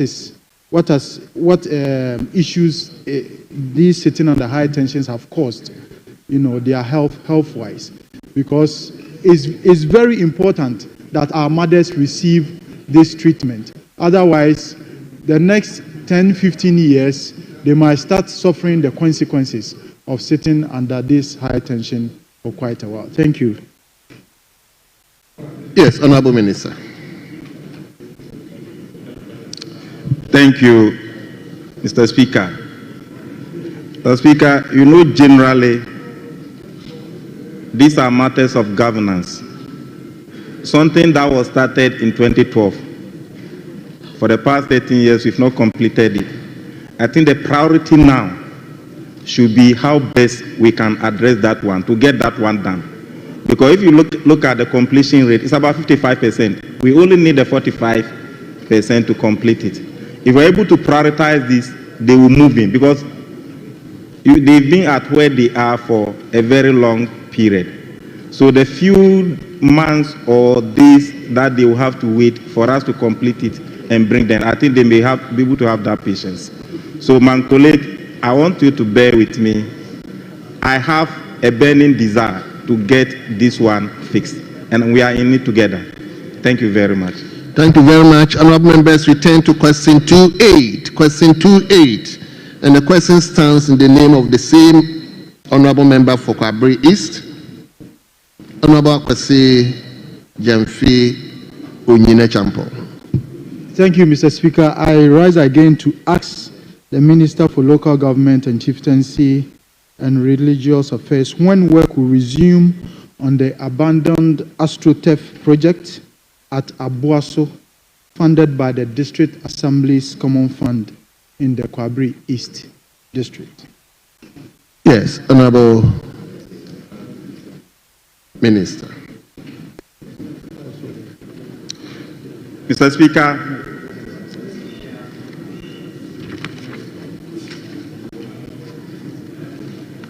Right Honorable Speaker, the Ashanti Regional Coordinating Council, with funding from the District Assembly Common Fund, DECF, commissioned procurement for 20 normal Astroturfs. The Kwabri East Municipal Assembly intended to site the project in Mamponten. However, the site was changed to Abosu in the same municipality because a similar project was sited at the original site. Mr. Speaker, the Kwabri East Municipality was part of the package including the Ashanti Akin South or Finso North Municipal Assembly, which was awarded to Artistic Construction Solutions Limited, totaling an amount of 40,940,962 cedis. The projects were expected to be completed in 6 months. The consultancy firm responsible for the supervision of the project is FEDEMS Limited. Mr. Speaker, the Astroturf project commenced in June 2024. Payment of 15% mobilization was given to the contractor. Work on the project was stalled since September 2024 due to delays in honoring the interim payment certificates by the administrator for this Assembly Common Fund. The contractor has since left site for non-payment of the IPCs. Currently, the project is about 15% complete. The Ashanti Regional Coordinating Council is taking appropriate steps to review the contract and the process of the pending certificate to enable the contractor to return to site. Thank you for the opportunity. Thank you very much. We turn to question 20. Oh, you have supplementary questions? Just one. Well, let's hear you. Mr. Speaker, Honorable Minister mentioned that when the projects will be reviewed, I would like to first of all ask if there were any contractual issues with the project, and secondly, what are the timelines that he will propose for the payment of the IPCs that have already been submitted. Thank you, Mr. Speaker. Okay, Honorable Minister.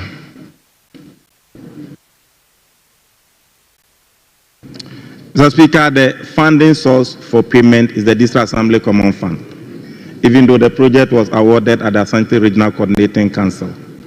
And you know,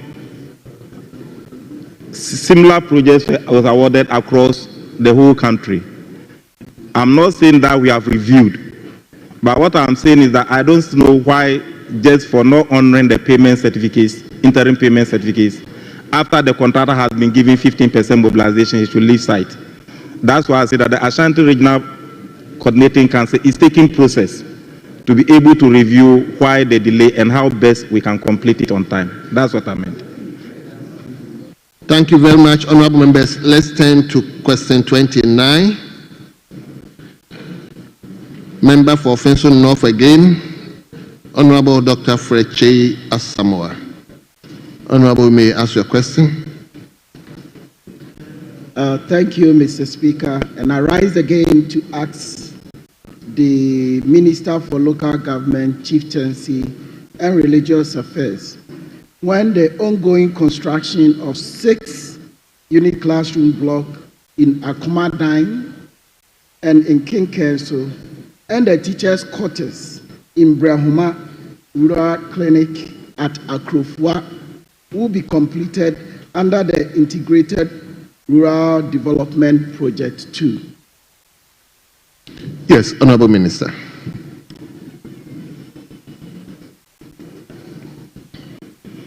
Right, Mr. Speaker, the Ministry through the Social Investment Fund, SIF, signed a contract dated 4 September 2024 with Pepp3r Ghana Limited under the Integrated Rural Development Project, Phase 2, for the construction of the following infrastructure sub-projects in the Ofinsu North Municipal Assembly to be completed by 24th March 2025. The contract covers the following: 6-unit classroom block and 8-seater WC toilet block with mechanized borehole at Islamic Basic School, Akumadan, and that is 35% completed.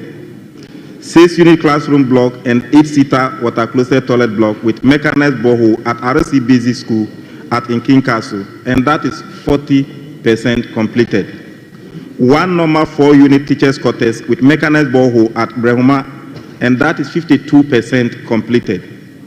1 normal 2-bed nurses' quarters with mechanized borehole, and 1 normal rural clinic with mechanized borehole at Akrofua, and that is 15%, and these are 15% and 25% completed. And then 1 normal mass in-situ concrete convert at Akumadan, and that is 98% completed. On the average, the projects are about 37% completed and expected to be completed as scheduled amidst previous delays and implementation. Thank you very much, Mr. Speaker. Yes, Honorable, I'll give you last slot. Supplementary question. Mr. Speaker, I have 2 supplementary questions. So if you like, I want to put the 2 together. The first one, Mr. Speaker, the completed time was originally 24th of March 2025. And with the completion rate as given by the Honorable Minister, are we on schedule? And how fast will the Minister assure us that this project, which is dear to the people of my constituency, will be completed? And 2, Mr. Speaker, I know there's some pending IPCs for this project, and I would like to ask them, the Honorable Minister, how will he assure us that these IPCs will be honored timely? And last question, Mr. Speaker, Brahuma is in my constituency. I know there very well.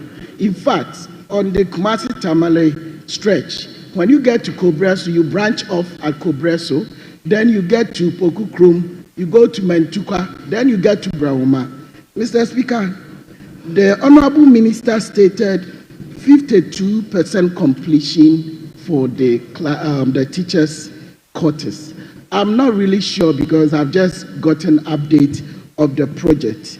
Maybe it might be a typo if the Honorable Minister, which I'm very grateful to him. In fact, he is on and he is willing to help us complete. Will he confirm whether it's either 0.52, 5.2, or 52%? Because there's a huge difference between 5.2 and 52%. It's almost 46.8 percentage points. So if the Honorable Minister will double check his figures, since this house is a house of records. Thank you. Yes, Honorable Minister.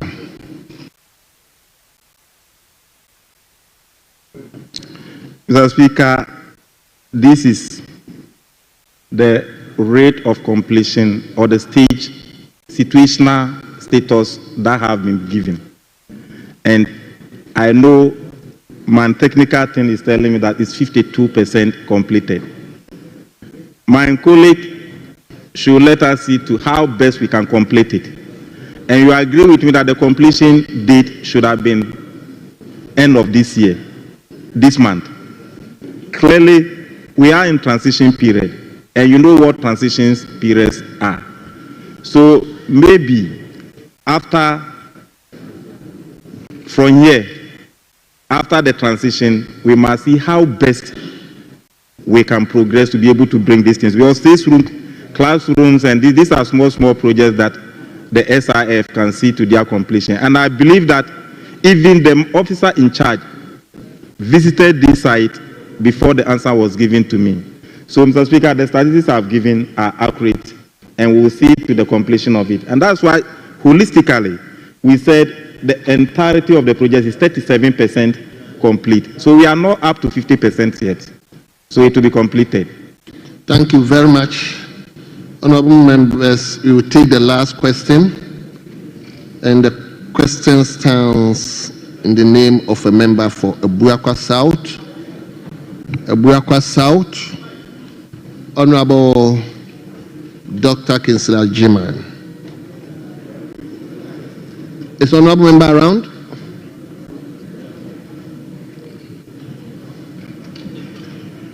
I may permit any member to Speaker, take the question for and on behalf of honorable member. Speaker, the member has mentioned to me that he wants to step down the question. He wants to step down the question? Temporarily step it down. Very well. Very well. So on that note, on behalf of the House, let me express our profound gratitude to the Minister, one of our own, of course, for attending upon the House to answer questions from his own colleagues. Honorable Minister, we are grateful to you, and you are hereby discharged. Honorable members, statements time. And I believe today is the day for the ladies. But before we take the statement from Honorable Comfordo, honorable members, I want to inform the House that we have a guest here. The official government statistician is here.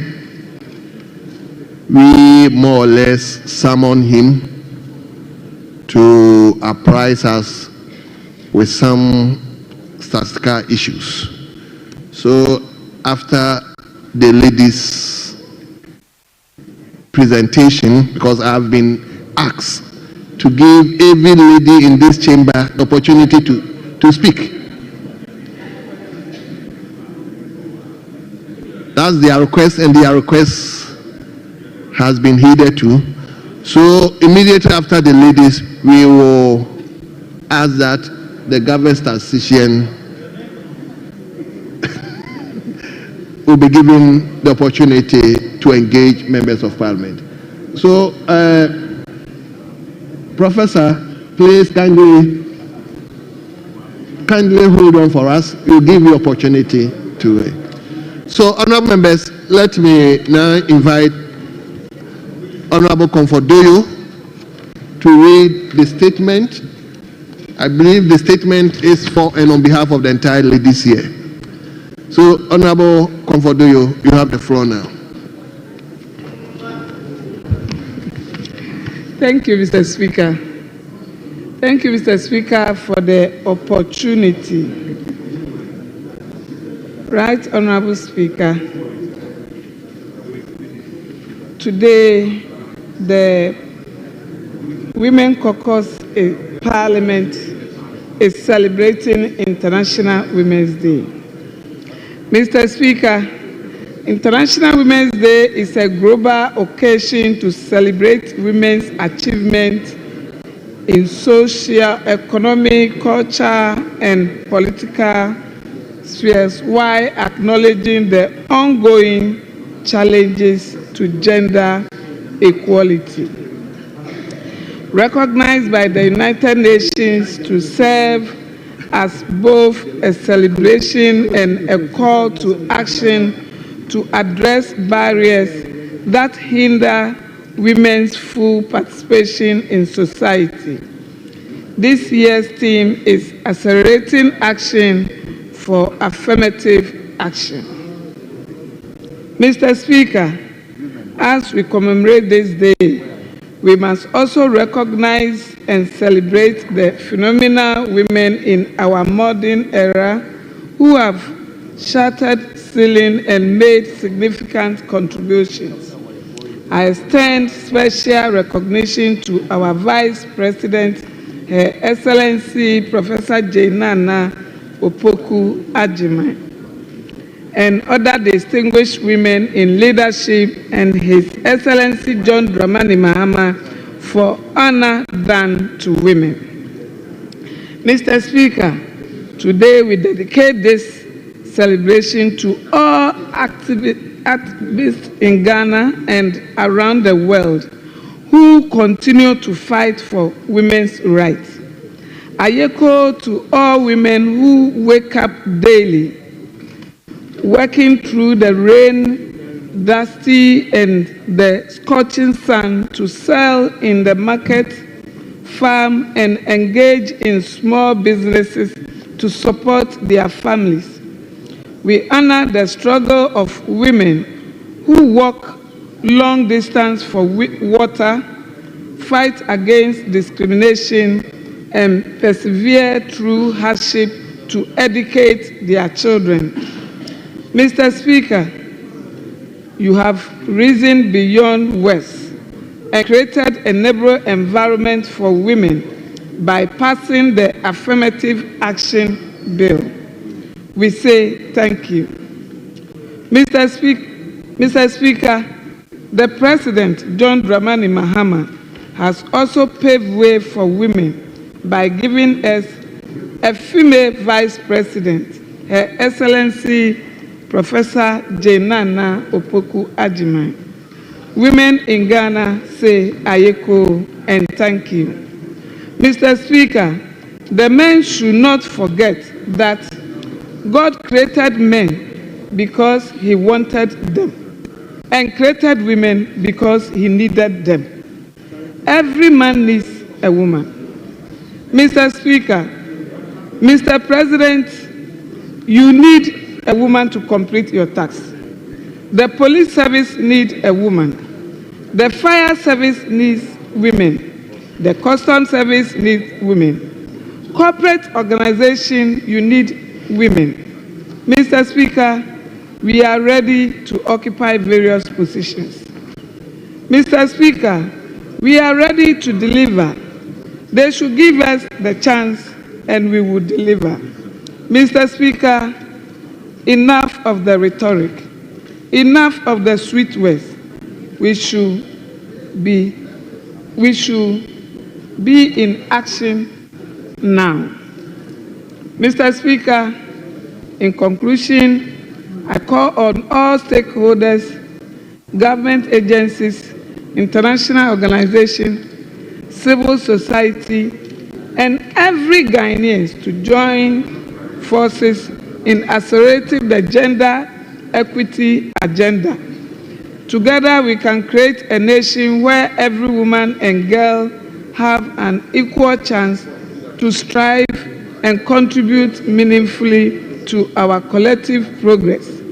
Let us rise beyond words and commit to concrete action to achieve true gender equality. Mr. Speaker, together, let us accelerate action. Thank you for the opportunity, Mr. Speaker. Thank you very much. And my instructions to allow every woman. So let me start with Honorable Member for Tiwa East, Honorable Abena Osei-Asare. Thank you very much, Mr. Speaker. Mr. Speaker, I rise to support my colleague who made a statement on the International Women's Day. I think for our nation, Ghana, we have done a lot, but there's more to be done. Thankfully, we have been able to pass our affirmative action bill, and this was under the NPP government. It had been on the shelves for about 20 good years, but I'm happy that during the time of President Akufo-Addo, we passed it, and then he also assented to it. We have done a lot for our women, like I said. For now, we have the first woman vice president. We've also had chief justices who are women. I think what is missing is a finance minister who is a woman. And I know, that very soon, Ghana will be having a finance minister who is a woman. Mr. Speaker, women do a lot. We hold the economy in the home. We do a lot for our nation. All we are asking for is recognition. All we are asking for, Mr. Speaker, is recognition, because we do a lot. We are not asking for handouts. We are not asking for special privileges, but we are asking that you recognize the role we play. Because if you look at our population, the population of the world, women occupy more than 50% of the population.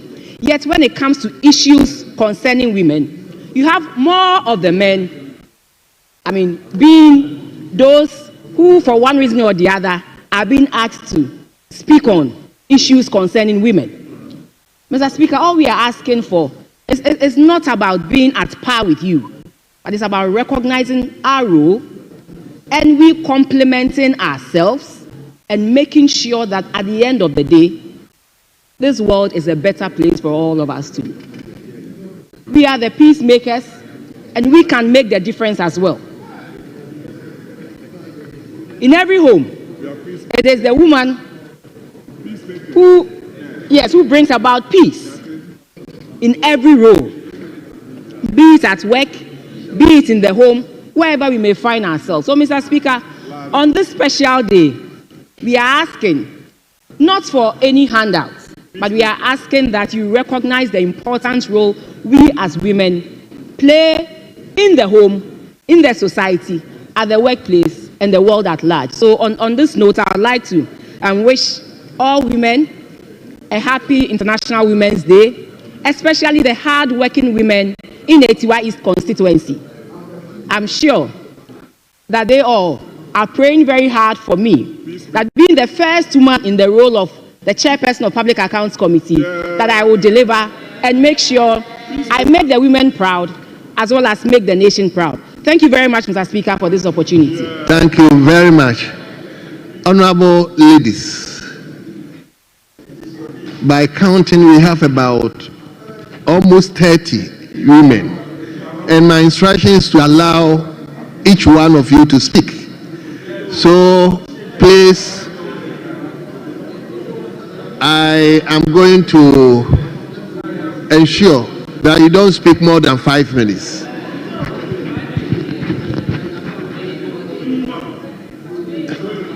You see, Honorable Ladi will obviously speak. Today is your day. If you are going to add 5 minutes, 5 minutes, 5 minutes, 5 minutes, you know it's going to take a lot of time. Please bear with me.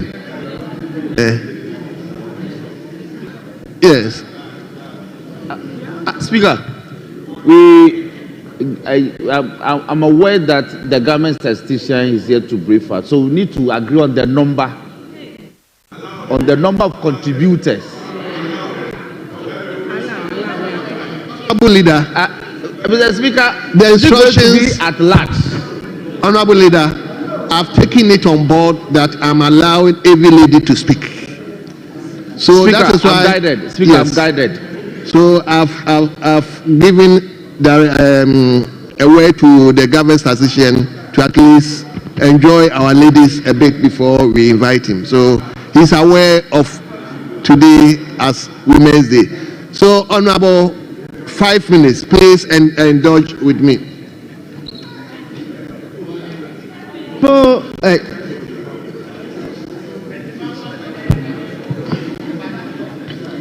I know, but I want us to understand this because of the numbers. because of the numbers, please indulge me 5 minutes for each lady. I think it will be enough. So I can also have time for the government statistician. Other than that, some of the ladies will not get opportunity to speak, and that will also not be fine. So 5 minutes, that's the way I'm going. Yes, Minister for Fisheries. Thank you very much, Mr. Speaker, for this opportunity. I stand here also supporting the message that our leader, Honorable Comfordoyo, just gave on this day that we are marking women across the world. As the theme goes, we are talking about equity when it comes to issues relating to both men and women. I am happy that I was made a woman.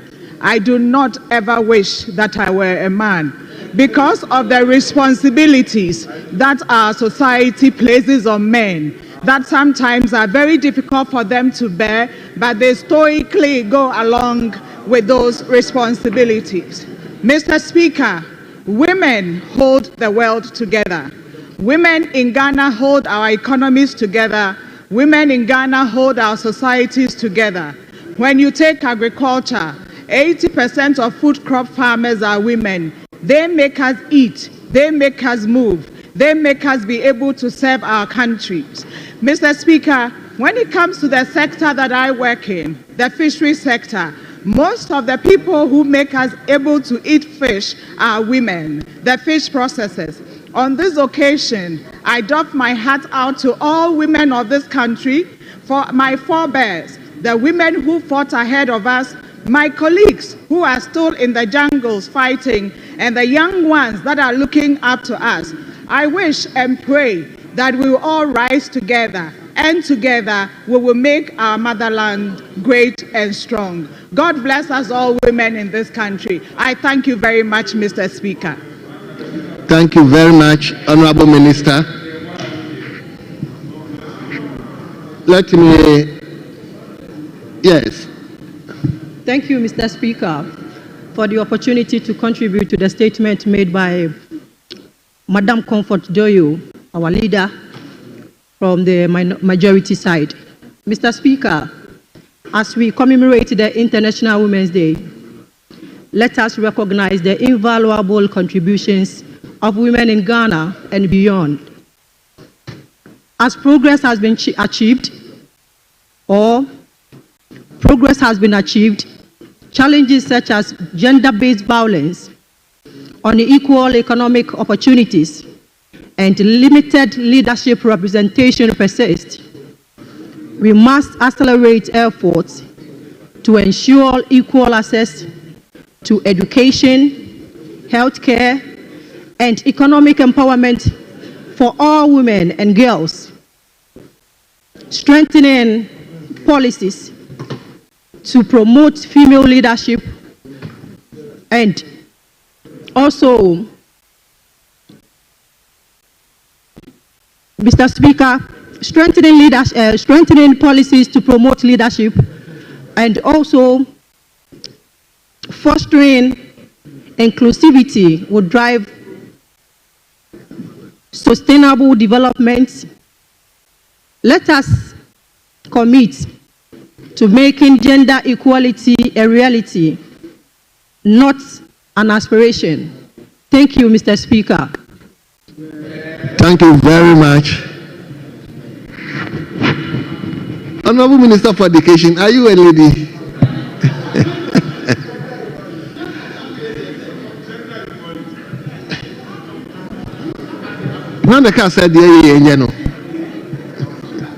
Yes, Honorable Member for Goli-Kroti. Thank you very much, Right Honorable Speaker, for the opportunity to contribute to the statement made by Honorable Doyo, and to commend her for such a statement, and also to remind us that we did come out with a gender equity law, which was the Affirmative Action Act last year. And this is supposed to make sure that we have 50% women representation in various ministries, departments, and agencies. But in addition to that, on the continental level, the African Union has just adopted the Convention on combating violence against women and girls. Mr. Speaker, this provides for a comprehensive legal framework that seeks to prevent, eliminate, and effectively address all forms of violence against women and girls in Africa. It also seeks to address the persistent barriers to women's participation in peacekeeping and peace-building operations. Mr. Speaker, I believe that as a show of Ghana's commitment towards realizing the equality and equity of women in our society, we must, as a matter of urgency, ratify this convention and domesticate it in order to make sure that we are not just paying lip service to the idea of women having a fair share of leadership and decision-making in this country, and to make sure that when women do present themselves in positions of authority and when they present themselves to serve in public office, are not subjected to undue abuse, whether it's online, whether it's verbal or physical. Mr. Speaker, if we do truly aim to make sure that we have better representation in this House, it must start outside of this House. And the only way to do that is to make sure that we are ratifying and domesticating this convention, and also making sure we're implementing the Affirmative Action Act. Thank you very much, Mr. Speaker. Thank you. Yes, let me turn to... Thank you, Mr. Speaker, for giving me this opportunity to also contribute to the statement made by our leadership. Mr. Speaker, I would like to thank the Women Caucus leaders for making us beautiful this morning. You can see from our outfits, the ladies here are looking beautiful. Mr. Speaker, on this special day of the International Women's Day, I would like to express my heartfelt congratulations to the million women out there, especially those in Ay3hye South, with these numerous challenges, but they break all odds to meet the needs of the families and their communities. Mr. Speaker, on this occasion, we need to reflect on the realities faced by women in Ghana. And these concerns to me, I need urgent actions, need to be also to be represented. Mr. Speaker, let me use this opportunity to pose some concerns that I think will also benefit the women out there. Mr. Speaker, what has become of the Affirmative Action Bill? Mr. Speaker, is the Ghanaian woman aware of the outcome of this Affirmative Action Bill? Mr. Speaker, currently, what is the ratio of women to men in terms of key positions in government? Mr. Speaker, it's high time some considerations are being made to make sure that women are more inclusive in the governance of this country. Mr. Speaker, I will employ the Minister for Gender and Children Affairs to make some considerations in that part. Mr. Speaker, let me conclude by saying that women matter, and our men here, we are pleading with you also to make women cases be your matter. Thank you, Mr. Speaker, for giving this opportunity. Thank you very much. Yes. Let me go to Kintampo South. Thank you for the opportunity, Mr. Speaker. To contribute to a statement made by my leader, Honorable Comfordoyo. Mr. Speaker, anytime we celebrate International Women's Day, some of us I become very sad, because we leave the women selling out there, the kayayos, that they get raped every day. We have some girls that they live with relatives, that they get raped, sexual harassment. They can't say anything because either they are their father or their uncle. Mr. Speaker, we live in this country where we keep talking about women, where we are the one that we suffer most of the time when anything happens in this country. Today, as we celebrate International Women's Day, I want to encourage the young women out there.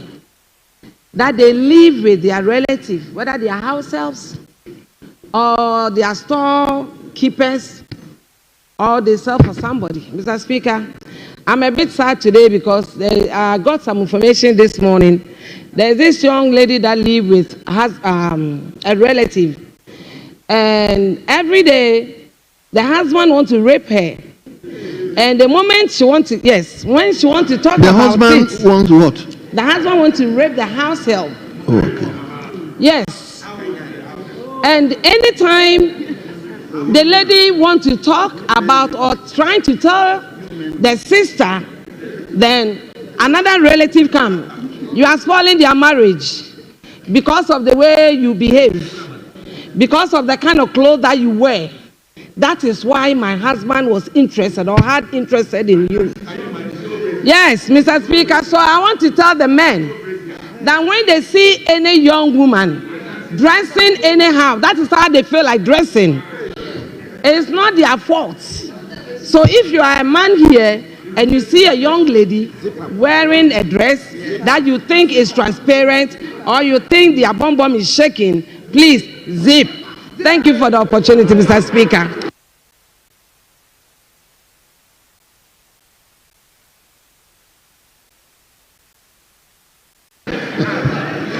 Yes, let me give the minister. Mr. Speaker, let me thank you for the opportunity to contribute to the statement ably made by the Honorable Doyo on our observing the International Women's Day in Ghana on the theme Accelerate Action for Affirmative Action. And Mr. Speaker, in commending her to recognize that as a country, we should appreciate the strides we have made and the progress we have made. At least as of today, Ghana have passed an affirmative action legislation. That is the best legal framework that will guide every institution, including governance institution, the President, Parliament, the Speaker, the Judiciary, to ensure increased and equitable representation of women in our national public life. Mr. Speaker, my second observation is for us to be sincere sometimes to some of the requests or demands we make, even in this chamber. The Constitution of 1992, let's work with it even in this chamber. The Constitution says there shall be elections of members of Parliament. It does not provide for how many women can be represented or will be represented. It provides for women, if you are desirous, to go through the rigorous competitive elections. Mr. Speaker, I've heard people make reference to other countries, particularly in East Africa. Yes, it's true. They've made tremendous progress in terms of women representation, largely not because their constitutions provide for appointment of women into those positions. Not like Ghana. So in their parliament, a certain representation is dedicated for women. In their parliament, a certain representation is dedicated for youth. In Ghana's parliament, maybe we should provide for it, but that will require an amendment to the 1992 Constitution to say that even after we have gone through an election, maybe today you have 275 members of parliament, we can decide that the president appoint additional 25 women to parliament. But that can only be done if we review the 1992 Constitution as it is today. Without doing that, they must go through elections. Mr. Speaker, we've heard comments whether the president have appointed enough women or not. If you take, for instance, the current representation of parliament, maybe 31 NDC women, 10 on the other side, some 40. Then you say 50 plus 1. I should recognize Abena as the first woman chair of the Public Accounts Committee. I'm sure she will learn from the strife of the Honorable Bagbin, Honorable Kandapa, Honorable Ajimamenu, and more importantly, Honorable Aveji, the just past chairman of the Public Accounts Committee. But what we are interested in Ghana is not post-mortem, flawless examination of dead bodies. Public accounts. You wait until the mess is done and you say you are correcting it. No. If you did your work well, nobody will go to a mortuary asking for a dead body. We should strengthen our internal systems so that the abuses of embezzlement, misappropriation, and others are dealt with in a manner which is preventive. Every year, but Mr. Speaker, I'm digressing from Honorable Doyo's text. Let me come back to it. We've had the Sophia Akufu's Lady Chief Justice, Mas C.J. Georgina Wood. We now have the current Chief Justice, also a woman. We've had, undoubtedly, the first ever woman vice Honorable president Minister for Education. Hold on, let me listen to the chairman for public accounts. He wants. Mr. Speaker, I'm surprised my respected colleague is rather denigrating a committee of Parliament. What Public Accounts Committee does is also very important and is stipulated by law. And so for him to refer to it as, I don't want to repeat it, I would beg of him to retract and apologize because it's a committee of the House. Thank you, Mr. Speaker. Mr. Speaker, withdrawn. So, Mr. Speaker, in fact, she reminds me, Mr. Speaker, that a woman's strength is not measured by her ability to endure, but by her courage to rise every time she falls. A quote I just found somewhere. And that women, strong women don't wait for doors. You open your own. So, Mr. Speaker, some opportunities have been given to women. In Parliament, we know the effort you and the Speaker are making to ensure that even in the parliamentary service, there are more women. I know what happens when you want to increase representation. But generally, Mr. Speaker, we should be particular about how do we strengthen and ensure more women representation in public service. The first is education. Are we providing equal educational opportunities for them? Are we providing that, whether technical or vocational education? Their health needs, are we providing adequately? So even in this Parliament, all the women here go and demand gender-sensitive budget allocations. In every budget, we should pay particular attention. How much have been allocated to advance the cause of women? Then we know we are making many meaningful contributions. So, Mr. Speaker, I commend her. I conclude by saying that, yes, Ghana, we should not lose sight of the fact that we've made tremendous progress since 1993. If you look at the quality of women who have served in our national public life, including even international organizations, whether the UN or WHO, many women have distinguished themselves. Mr. Speaker, with this, I thank you. Thank you very much. Yes, let me go to Ay3hye West. Yes.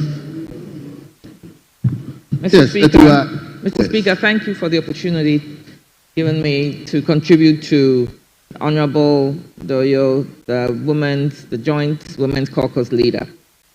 Mr. Speaker, in recognizing International Women's Day, it isn't only about women's achievements, which we know we have done quite considerably, or in Ghana and across the world, but it is also a reminder for us as to the work to be done, which includes accelerating action to break the barriers that hinder the progression of women, women's empowerment, and participation in all aspects of society.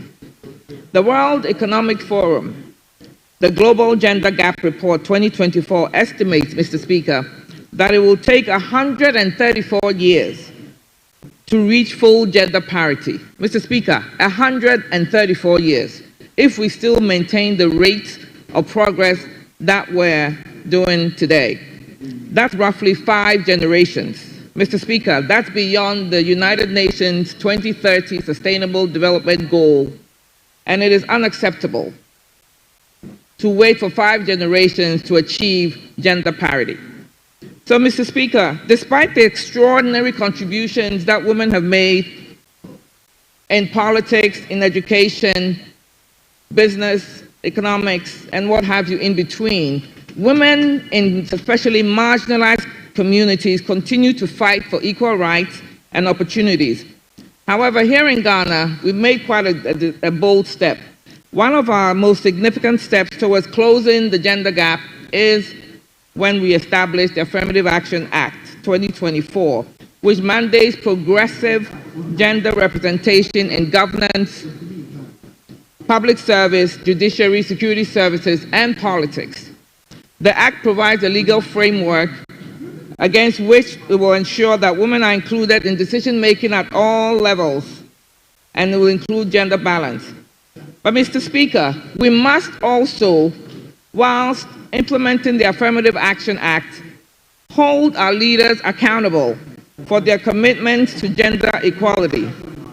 It was a welcome development when President John Mahama, at the launch of the NDC's manifesto, promised to have at least 30% of his cabinet as women. However, Ghanaians were disappointed when he failed to meet that promised target.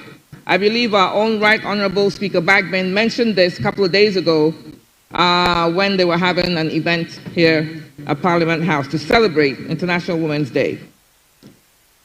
Because President Mahama has about only 10% females in his 19-member cabinet. That really needs to be looked at, because we were expecting more females. If we're going to talk the talk, we must walk as well. We established the Affirmative Action Act, and so we must have really get it implemented. Another point that I'd like to raise is also something that is in the NDC's manifesto, which is establishing the Women's Bank. Yesterday, the Minister of Finance was here. He mentioned that they will establish the Women's Bank, Development Bank, with an allocation of about 51.3 million Ghana cedis. Now, the Bank of Ghana in 2017 also established that the minimum capital for any bank to operate is 400 million cedis. So this raises serious concerns about the feasibility and effectiveness of the initiative of this Women's Development Bank that the President Mahama and that the Finance Minister came here to speak to. Women will be very disappointed. If we're going to have a women's bank, then we need to put the bucks where our money where our mouth is, and actually make sure that it is funded properly and it is guided by the guidelines of the Bank of Ghana's requirements, so that women can actually take advantage of that. Mr. Speaker, this all serves as a reminder that words alone are not enough. Instead, we need concrete actions and real political strides to bridge the gender gap. If we are truly to accelerate action, which is the theme for this year's International Women's Day, then Ghana must not settle for token numbers. One woman here, 2 women as CEOs here, couple of women in leadership. That's not good enough, and that's not acceptable. We must commit to exceeding these benchmarks and ensure that our parliament also reflects the full diversity and potential of our nation. Here in Parliament, we must make sure that in our committees and other groups that we do have women in there in leadership positions as chairpersons or rankings or deputy rankings, and not just have a token. Mr. Speaker, as we stand today, let's reaffirm our commitment to removing the barriers that prevent women from achieving their potential. Let us ensure that every girl has access to education, that every woman is also free from violence, and that every woman has the opportunity to participate fully in the economy of our society. Mr. Speaker, as we mark this significant occasion, I'd like to extend my greetings and heartfelt appreciation to the hardworking women of Ay3hye West in all the towns, the hardworking traders, farmers, nursing teachers, who actually support our community, hold them together, and contribute to building our nation. Their dedication and resilience is empowering and truly encouraging. Mr. Speaker, in conclusion, I call upon my fellow lawmakers here, citizens and institutions in Ghana to take decisive steps to accelerate action in achieving true gender parity. Together, we can actually create a more just and equitable society where every woman and girl, regardless of their stand in society, has equal access to opportunities. Thank you. I am ready, Mr. Speaker, to take this up. Are you, my honorable colleagues in the House? Thank you, Mr. Speaker. Thank you very much.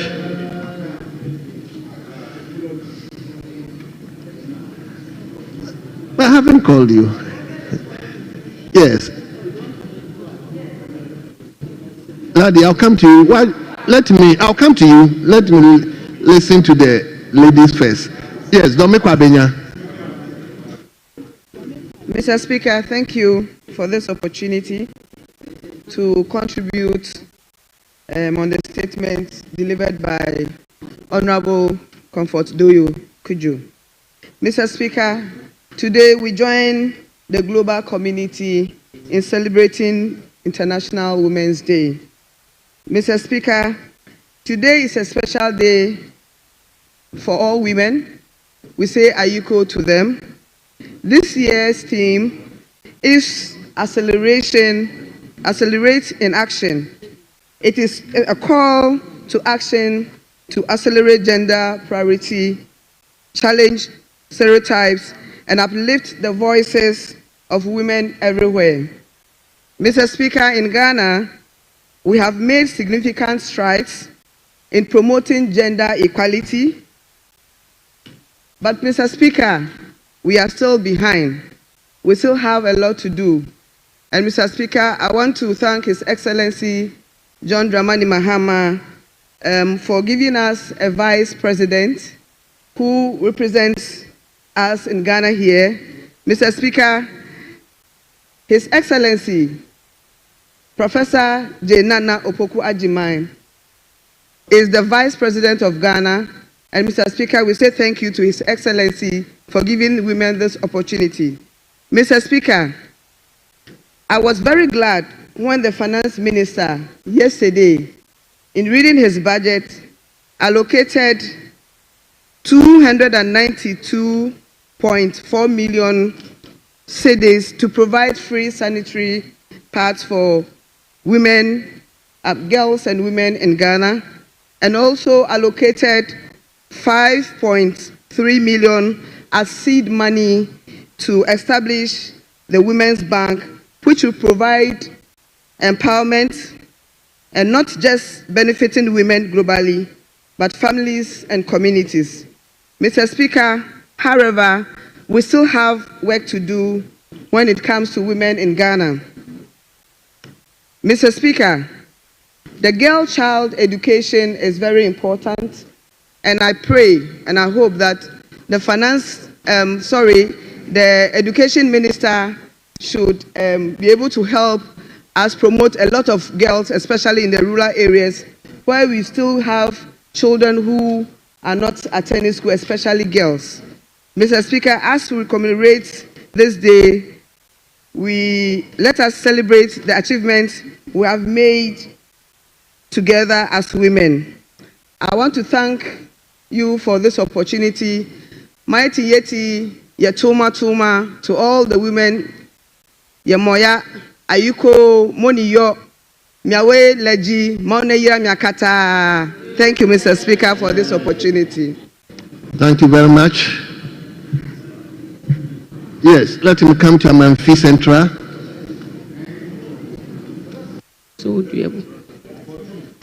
Thank you, Mr. Speaker. I know it's not easy to, when it comes to leadership of women. Most of the time in business, in politics, people believe that the role of a woman should always be less. It's about time we need to look at women into certain positions when it comes to leadership in politics and also in business.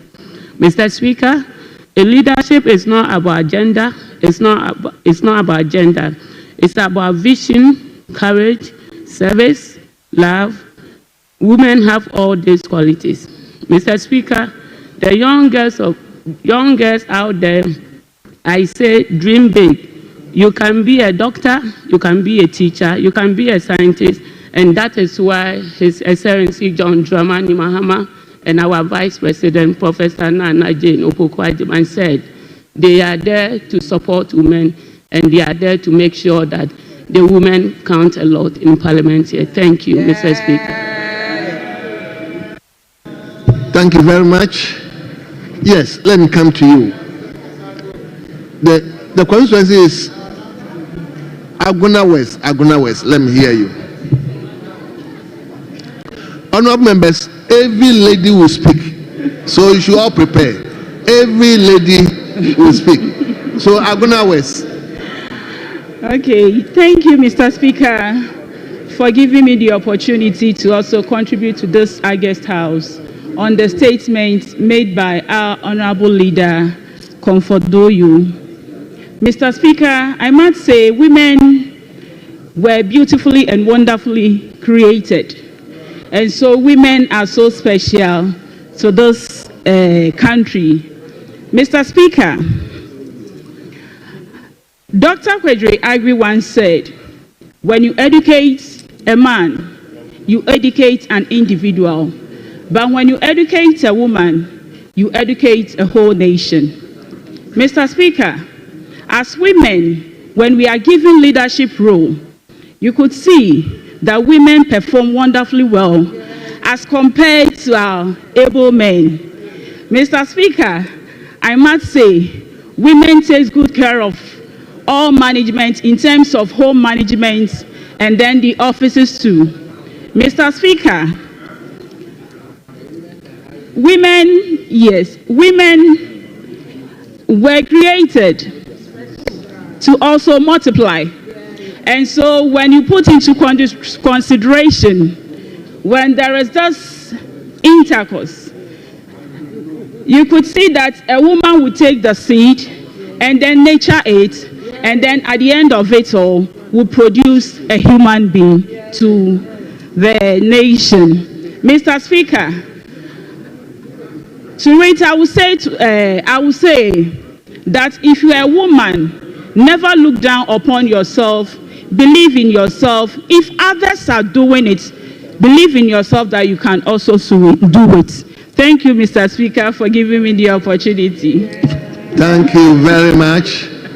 Yes, I'm going to, yes. Which constituency? Upper Danger East, Mr. Speaker. Upper Danger East, yes, that's Dunkwa, eh? Yes, please. Very well, let's hear you. Thank you, Mr. Speaker, for the opportunity you have given unto me to contribute to the statement made by our leader, Honorable Comfort Doyu.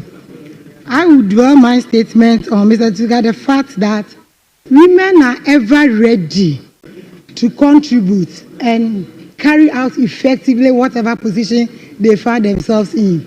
Most of the time, the attacks on women make a lot of us to withdraw.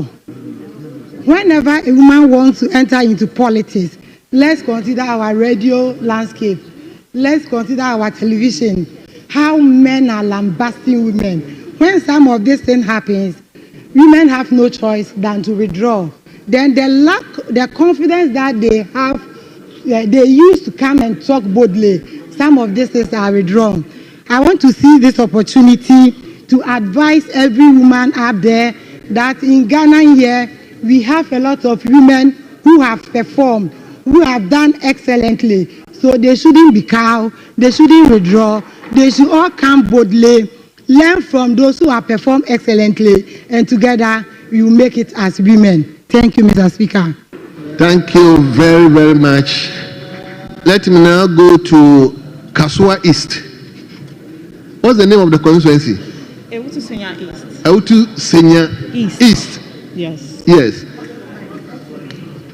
Yes. Let's hear you.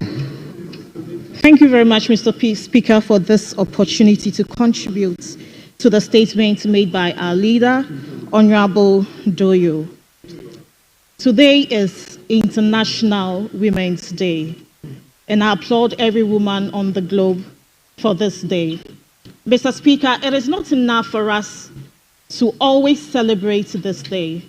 I think as women, we should be able to champion certain policies that would help us achieve our purpose.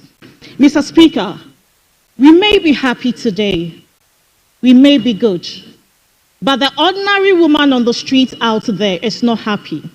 And if that ordinary woman on the street is not happy, then as women, we have no right to be happy.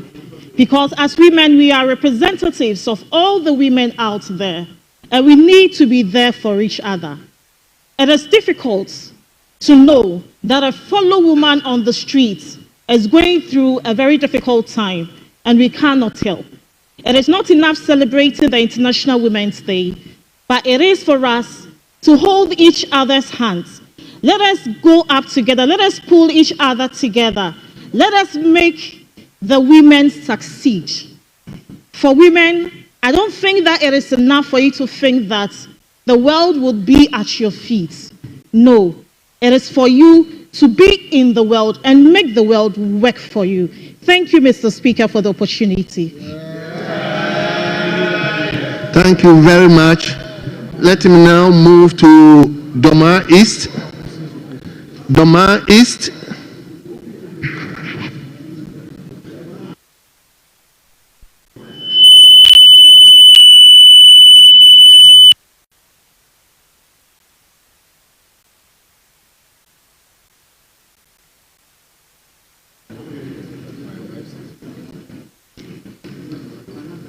Thank you, Mr. Speaker, for giving me the opportunity to contribute to this year's International Women's Day with the theme Equity and Equality. Let me also take the opportunity to thank our leader, Honorable Doyo, for the statement given. I therefore take this opportunity also to thank all women, especially when it comes to caring for the sick and the aged. And that reminds me of our old and our first nurse named Florence Nightingale, who was also named the Lady with the Lamp. Back to the history of Chieftaincy and Pepp3r, they were also midwives. And upon that, we've got many midwives in the country caring for our pregnant women. And when it comes to their delivery also, they also assist them for the women to have a safe delivery. Let me take this opportunity also to remind our women who are farmers, especially at Doma East. They've been doing a lot to serve the country and the community when it comes to feeding. Again, I want to express my sincere thanks to mothers who are single parents for caring their children and then bringing them up for their betterment when it comes to education. I therefore congratulate all women for assisting husbands, families, when it comes to the care of our children. Let me take this opportunity as well to congratulate all women, especially the old ladies who have been taking care of the aged and the sick people. More grace to our elbows as women. Congratulations. I say Ay3hye to all women. And not forgetting, before a woman can do something better or good, we still need the support of the government and our husbands and brothers. With their support, women can do more and do better.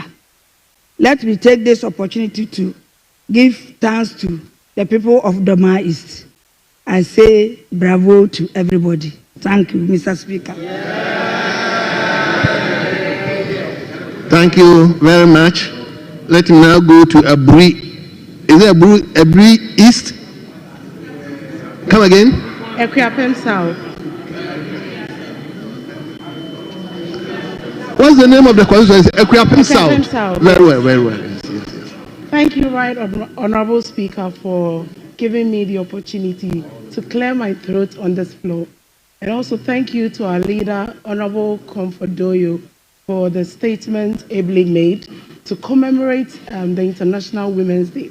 Mr. Speaker, we have made significant strides in our space for women to be able to make it to this point. But Mr. Speaker, the pace at which we are going or moving is really a tortoise pace. And if we are looking to achieve gender parity, then Mr. Speaker, we need to accelerate action now. Mr. Speaker, I want to use this opportunity to thank the people of Pepp3r South for entrusting me with their mandate as a second woman as the second woman from the constituency to hold this position, which was a legacy held by the late Vida Amedi Yabua, whose initiative, through the Farway, empowered a lot of girls to be able to be where we are today. So, Mr. Speaker, I also want to appeal to this August House that we should increase the rate or, Mr. Speaker, the representation that we have in this Parliament. We should increase it to at least 30%, just as Rwanda has been able to do it, so that there are certain seats that are reserved for women, so that we can achieve this gender parity at the rate that it ought to be. Just as our honourable member, Minister for Education,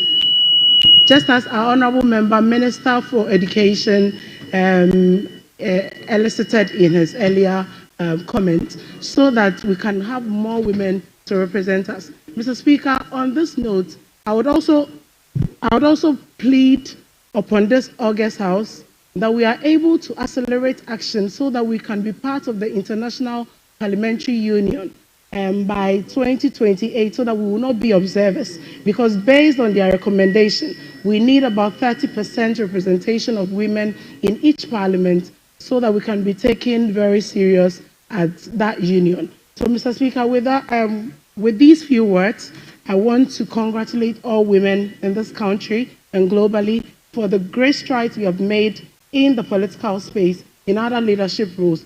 Mr. Speaker, I also want to use this opportunity to congratulate the women, the good people in Pepp3r South, for the very great contribution that they have made in the farming sector, in the market sector. As a woman coming from, as a daughter of a market woman, I really want to commend their efforts and the contributions that they are making to bring Ghana to the point we are today. Thank you very much, Mr. Speaker, for this great opportunity.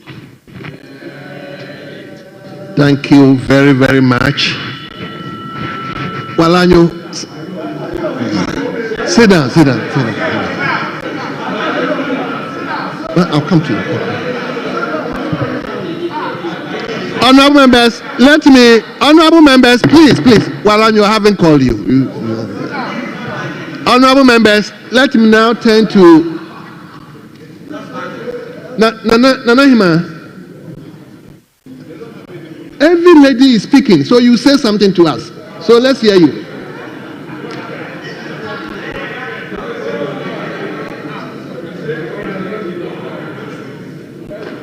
Nana, just get up and congratulate women. And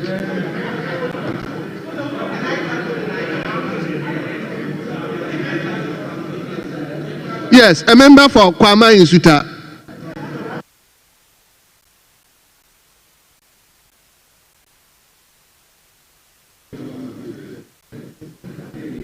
Thank you, Mr. Speaker, for this great opportunity.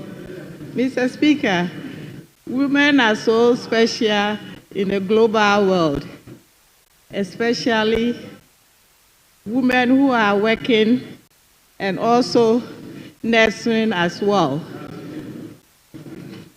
I want to take this opportunity to congratulate all women all over the world, especially in this Parliament, women, because we take a lot of patients when we go to our constituency, and we have a lot of schedules when we come to work as well. So we have so many things to do. As I'm standing here, I'm so tired because I went to the constituency this weekend. But because we are caring, the constituency also likes us, the women a lot. So I will say thank you, and I equal to all women in the global world. Thank you, Mr. Speaker, for this great opportunity. Thank you very much. I don't want a situation whereby I will leave any women behind. So that's why I force her to speak. Yes, let me go to Sunyani West.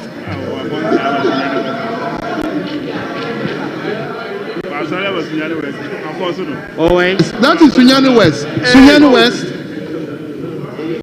Thank you, Right Honourable Speaker, for giving me the opportunity to contribute to the International Women's Day. I am humbly honored to be in this chamber as we celebrate the International Women's Day in the year 2025. All because I will be part of the decision making to contribute and support young women. There is a saying, many are called, but few are chosen. Where do we start this from? There is a need for us to encourage ourselves, and by encouraging ourselves, we need to find the root cause and solution to this. There has been years that women have been deprived the opportunity by hitting ourselves. Why? Because there is a saying that women are our own enemies, which I don't believe in that. Because at a society that has discussed this, and it was a conversation someone started, and we can end that by pulling each other with love, care, compassion, and supporting. Now, we need to start from the home. The little girl, we need to conscientize their mind with self-esteem, confidence, self-actualization. Then we move to the youth. Women in leadership. Women that need mentorship. Let us get closer to our young ones. Again, as leaders, getting the opportunity to lead in so many aspects and sectors of life. Women in politics, women in business, women in ministry. Let us start this course. And I am super happy because this year is to accelerate action. We are moving quickly, and I pledge to be part, to start and join the army to rise and to accelerate this action of women in equity and equalization. I will pledge and encourage the House within our own communities. We have a lot of women there. Let us start from our doorsteps. And I believe with togetherness, we'll be able to achieve whatever we envisage. And lastly, as a member of Parliament for Sunyani West, would make sure that any policies that we need to reform to make sure we execute this, will do exactly that.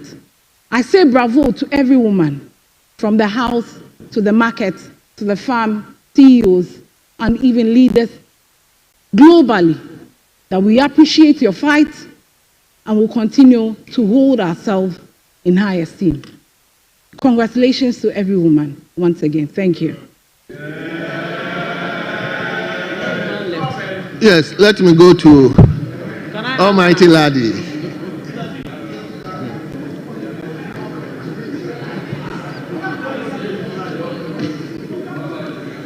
Anyway, I'll give you one. Yes, Ladi. Thank you, Mr. Speaker, for the opportunity to contribute to the statement ably made by our leader, Honorable Comfort Doyo. Let me also congratulate all the women in this house for making sure that at least, if for nothing at all, we presented ourselves, worked hard, we won the elections, and we are here competing with the men. Congratulations to us. Mr. Speaker, it is very interesting to note that it is quite difficult. It's been not less than 30 years down the line, ever since the Beijing conference, the declaration was made. 30 years down the line, and I can give thanks and praises to Nana Konadu Ejman Rawlings, who led this particular activity and made sure that when she came back to Ghana, some of us were deeply involved in the 31st December Women's Movement. That has moved us to this level. We thank her very much. We are very grateful and we appreciate. Mr. Speaker, I'll move on to thank our President for ensuring that we have the first female Vice President, Professor Nana Jane Opoku Agyeman. Mr. Speaker, she has the competence. She had been determined. She has the knowledge. She is of substance. I am saying these things because many a times, these are about some of the things that the men use to pull us down. I want to tell every woman in Ghana, every woman in Pusiga, that we are competent. And what the men can do, the women can do it even better. Mr. Speaker, let me go in to thank some of the past and present women who have at least kept the flame on.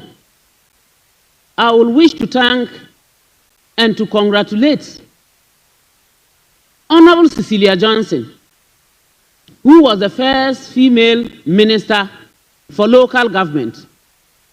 And I'll go on to thank my own sister, Ay3hye Alima, who was also a minister for local government. My late sister, Honorable Hawa Yakubu, was a very big inspiration to me. She did her best. She is from Pusiga. And I would also congratulate Hajia Fati Sedu, who was also a member of Parliament. Mr. Speaker, these are women who were produced by Pusiga. And so I will say a very big thank you to the people of Pusiga for ensuring and seeing that, yes, we women, we can. And we are actually doing our best. Mr. Speaker, I am not playing politics. I am saying it as it is. And I want that any government, whichever government, even any government that is not yet born or has never come to being, should continue to give support to women.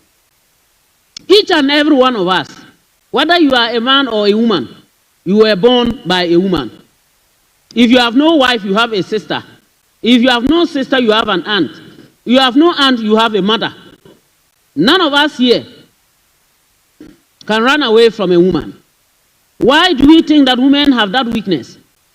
When a woman carried you in her womb for 9 months, gave birth to you, took care of you, and yet today you can think that the woman cannot do anything better. I believe that we need to wake up from the call. Mr. Speaker, I wish to state the President's support and ensuring that an amount of 293 billion has been made available for the purchase of sanitary pads to be distributed to the girls in school. Whichever girl it is that will benefit from this would say a very big thank you. Teposia, tuma to the president, because there are some who have to stop school and go to sell before they are able to buy sanitary pads. And we all know that menstruation is not just that we want it, it's a need. And so we need that support, and we are not equal. So that support is very important. The president also made available a seed amount of 5.3 million for the Women's Bank. And this is not going to go to those of us maybe who are at this level. It's going to go to help the woman at the grassroots who needs maybe only 200 Ghana cedis to buy some salt and pepper or granite to sell. We thank you, Mr. President, and we pray that all other successive governments would emulate this and continue to support And I also thank women. you. Mr. Speaker, let me thank you, Mr. Speaker, and our substantive Speaker for enabling us to pass the Affirmative Action Bill, action on the Equity Action Bill 1121. Mr. Speaker, we are very grateful. Last but not the least, Mr. Speaker, let us enforce it. We shouldn't just sit down and say we have a bill or an action that has an act that has been passed. If the act is passed and then we don't make good use of it, it will be of no use. We shouldn't let it go and lie on the shelves while we say we have an act. That 30%, let us make sure that it works for all of us. I thank you very much, Mr. Speaker, for the 5 minutes. Thank you.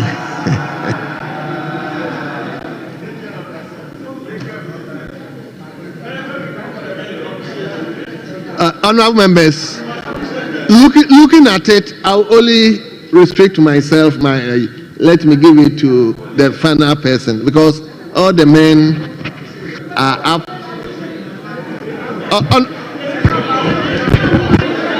Honorable members, please listen to me. That would have been the best arrangement, that the men will also complement our ladies. But like I said, honorable members, like I said, we have a very important personality here, the government statistician. He's here at our own instance to come and have some discussion with us. He's been sitting here for all this while. So, anyway, I'm asked that I should give one. So, let me go to former Minister for Defense. Ma, you are going to be the last person to talk. Mr. Speaker, thank you very much. Mr. Speaker, it is important for... First of all, let me thank the maker of the statement, our Deputy Whip, who has been a long-time member of Parliament here, for bringing this statement to commemorate the Women's Day, International Women's Day. And Mr. Speaker, it is important for us as men to eulogize the women. It's important for us to let the world know, especially in Ghana here, the importance of women in our lives, the importance of women in society, and the role that women play. It's not for nothing that God himself, or God herself, I don't want to be so manly to say himself only, But God decided that a man needed a companion with those who are Christians and created a woman to become a companion. It only shows that without a woman, it's very difficult for the men alone to inhabit this world. We have to accept that fact. Mr. Speaker, it's important for us first to congratulate the women who have made it to this house, 40 of them. It's very difficult to win an election. It's very difficult to stand, campaign, and win an election. And a lot of these women actually defeated men to be here. So let's congratulate them first and say that other women should take inspiration from what they have done so that the next parliament we can have, instead of 40, we have 80 to 100 women. Then that's where we are going to start from. Because if we keep the numbers at 40 and we don't project to at least half of the members here, then we are not doing ourselves any good. I don't have a problem giving my seat to a woman, but she has to beat me. She has to compete. It's as simple as that. But Mr. Speaker, I want to say that let every man, whether you are married or unmarried, because you came from the womb of a woman and you know what has happened in your home, let every man, especially every husband, experience the absence of the wife for just 1 week, 7 days with kids. Then you would understand. No, there's no, I don't want to have a situation, Mr. Speaker, where we're going to have servants and you, the man, just take off that household for just 2 days without your wife. Then you can understand the importance of women. When kids are kicking your stomach, another one is running, you have to clean the kids up, dress and take the child to school, you would understand that without a woman, there is no home. Without understand that without a woman, you will never call something a home. You will need a woman. And so, people who say, what did you bring to the table? Why? What are you doing? I can tell you that the women work, if you were to apportion time by percentages, the women work 60 to 70%. Yes, it's true. 60 to 70% of what happens in the house. And that is a fact. Even in our traditional home, even majority of traditional home, the men just provide their food and then go and relax. The women are those who look for the water. The women are those who will cook. The women are those who will clean. The women are those who clean up the place. They take care of virtually everything, and we just enjoy ourselves. We call ourselves alpha men. If you go to the animal kingdom, the lion's kingdom, if you know the behavior of an alpha man, then you would understand what it is. So women are more important, very, very important, Mr. Speaker. And so we must eulogize the women and celebrate today. In fact, it was on Saturday. Celebrate this year and celebrate. I don't know how many of us, Mr. Speaker, bought a gift for our wives and our, well, I would say our girlfriends, those who are not married. No, but you must have a girlfriend before you marry. So some people obviously have girlfriends. Some people have wives. And some people are cohabitating. I don't know why they are cohabitating, but some people are cohabitating. But whatever the case, how many of us remembered that Saturday was a woman's day, and so we should buy something for our wives? I think we are virtually moving away from that day and celebrating Valentine. They call it Love Day. But I think that we should look at the International Women's Day and make it a big issue for us. Because, Mr. Speaker, Ghanaian women are very hardworking. 60% of the small businesses in Ghana are owned by women. And without the women contributing to that, our economy will suffer. If the women stop working today, we are going to have a crash economy. Because a lot of the small businesses, from Makwala to Tamale Market, to Elubu Market, to Zambama Market, is the women who are doing the small petty trading. We may not see it, but I can tell you, Mr. Speaker, that what they do, and if you go to the communities, you go to the villages, and you see what the women do, sometimes it's frightening. And I think that the women should look at it. You go to a community, a man is coming from the farm with a wife, she's pregnant, she's carrying another child at the back, and holding another one. The man is holding the cudgel or the cutlass and following. And she's carrying something on top of her hair. It's happening every day. Or the man just rides his motorbike or his bicycle and goes home. It happens every day. The women will come home. If they don't have a helper, they will then have to go to the stream, or they will have to go to the borehole and go and fetch the water. The man comes home, then she fetches water. I'm telling you what happens in the villages, because I'm from one. She fetches water, goes to give the man will bath and come and sit down again. And now she has to then start cooking.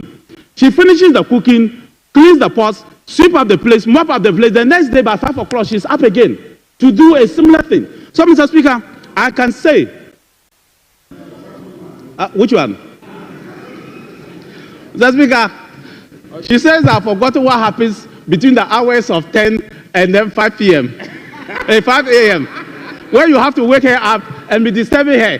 When she says she's tired, then some people start beating them. But it's not their fault. The truth is that with that, the women doing what they do, the men will have difficulty. Yes, it is true that some men still don't understand, including myself, don't understand the role of women in our lives and in the society, and so think that they are either disturbing, or they give him headache, or they give you this. But I can tell you that women are so important in society. But let's come to leadership. Are we giving women enough and propping them enough to give them leadership in Ghana, even in Ghana? Are we? Today, women are doing very well in school, if not beating men in schools. So it is not the issue of women not knowing or women not being clever enough. They are as clever as the men. But are we giving them enough advantages to be able to excel in leadership? Sometimes they say women are their own enemy. If women were to decide today that they are going to vote for the Wole women, I don't think we'll have any man sitting in this chamber. And that's a fact, because they are more than us. But maybe because of lack of trust, they will vote for the man and leave that woman.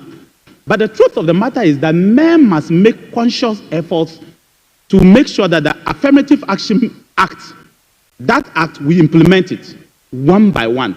And as chairman of the Assurances Committee, I am going to make the president to see step by step. Step by step. Yes, step by step, how he's implementing it. From the 30% promise that he has given, I will checkmate it step by step. Because it's important, Mr. Speaker. It's important that we do that. In some countries, they do proportional representation to cure the aspect of giving women. So if you have 200-member parliament, they make proportional representation to ensure that at least half of the people are women. Rwanda is doing it, Uganda is doing it, and a few other places are doing it. Ghana, unfortunately, we have the situation whereby everybody goes for an election. So the only thing we can use to cure is appointments. How many of the women here have been appointed? Are we meeting the quota? It may not be all ministers, but there are other places that the president has to use to be able to do that. Boards, several places that the president has to use, and he has to do it. It doesn't matter whichever government wins, but any government that wins, that government must ensure that women are represented and represented. Thank you very much. Mr. Speaker, thank you very much. Thank you very, very much. Honorable members, I think I said 1-1. So I don't know. Okay, let me give it to Alanyo. I will be unfair if I deny him, because he, right from the onset, had wanted to speak.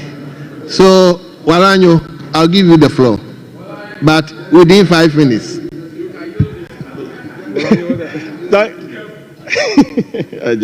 Thank you very much, Mr. Speaker. It's good to appreciate our mothers, women in Ghana, especially Ghana's parliament. I say echo to them. Let me say another echo to the women in Ay3hye constituency.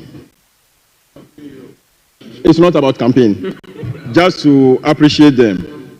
I know it has not been easy for women to compete in our society, Ghanaian society, to compete at the same level with men. Whatever they do, it is about competition with we the men. And looking at what they go through daily to be in that competition with that and still win every day in the morning, we have to salute our women before even taking our bath. Remembering my mother, what she went through after our father left us. Sometimes it is something else. We just have to appreciate them. I want to appreciate 3 people, that's 3 women, Mr. Speaker. Nana Konadu Ajimai Rawlings. Growing up, there was this that we've been hearing, this song that we've been hearing in our homes. That's by the 31st December Women's Movement. Honorable, hold on. Honorable members, please. I don't expect you to leave. We need members to listen to the government statistician. So please don't check out from the chamber, please. 31st December Women's Movement, formed by Nana Konadu Ajimai Rawlings. This is a song that we grew up to be singing in our various homes without understanding until recently. Ghana unchuo wano apemia demiagbo. Ghana unchuo wano apemia demiagbo. Ghana unchuo wano apemia demiagbo. Ghana nyono wanya tuo dada. Ye ye ye ye ye ye. Ghana nyono wanya tuo dada. What it simply means is the men in Ghana should stay home so that our women can also go out there and learn how to shoot, quote unquote. And this is a message that we did not understand then, but it's a message that resonated with the women. They stood up, they fought for what they think they can fight for. And today, all of us here are very proud of that woman. Our current First Lady did a lot. In fact, she said, she personally spoke to me about it, that mother-child death during their maternity period to the time they will give birth is something that has to be zero. That's why even in opposition, Mr. Speaker, she goes around building maternity wards and hospitals, which I benefited before I became a member of Parliament. We need to appreciate her for holding women in high esteem. Our current vice president, this is to show the world that NDC, we don't just appreciate women by mouth. We appointed, in fact, the first female vice president. NPP has never done that before. We have done it. Ghanaians, the people of Ghana have supported us. The people of Ghana have supported us to present the first female vice president to the Republic of Ghana. It's something that we should all be appreciative about. Thank you. We want to thank our women. We want to thank our mothers for sacrificing all they have for us to be whom we are today. Thank you. Thank you, Mr. Speaker. Thank you so much. Honorable members, we've had enough.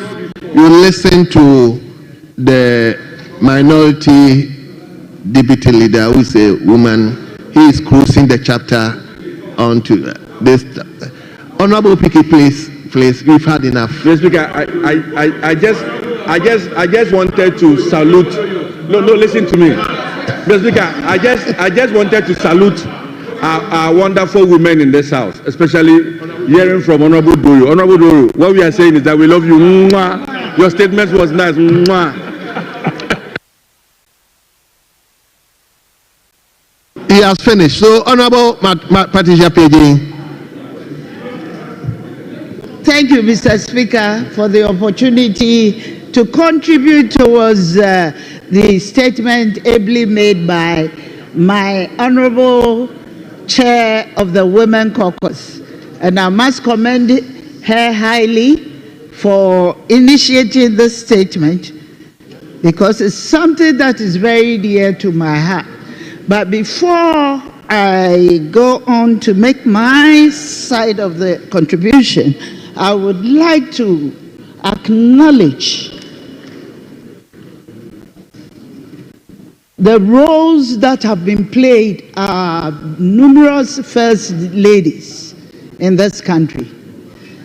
In celebrating the women, I'd like to commend them, for which our own Nana Konadu Ajimai Rawlings was the first one to undertake the Beijing conference and then undertake the pursuit of the women's agenda. And there's something that he said which I always want to remind ourselves. One statement that he's made, and we have never forgotten about it, is that we must be bold. Be bold. And we also commend our former heads of state, first ladies, heads of state, wives, those who have passed on, and those who are living at this point in time. It is a role that is very, very difficult. And I must tell you that if we celebrate a day where we are eulogizing women, we should never forget our first ladies.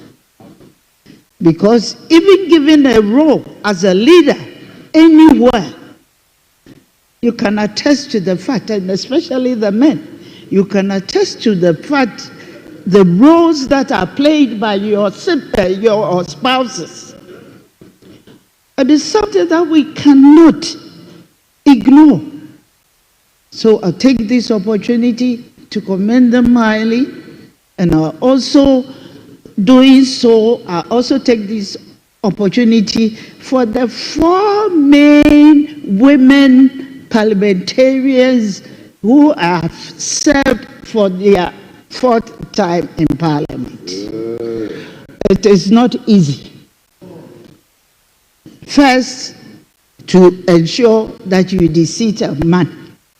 And secondly, to be able to withstand all the pressures, including what you even face domestically.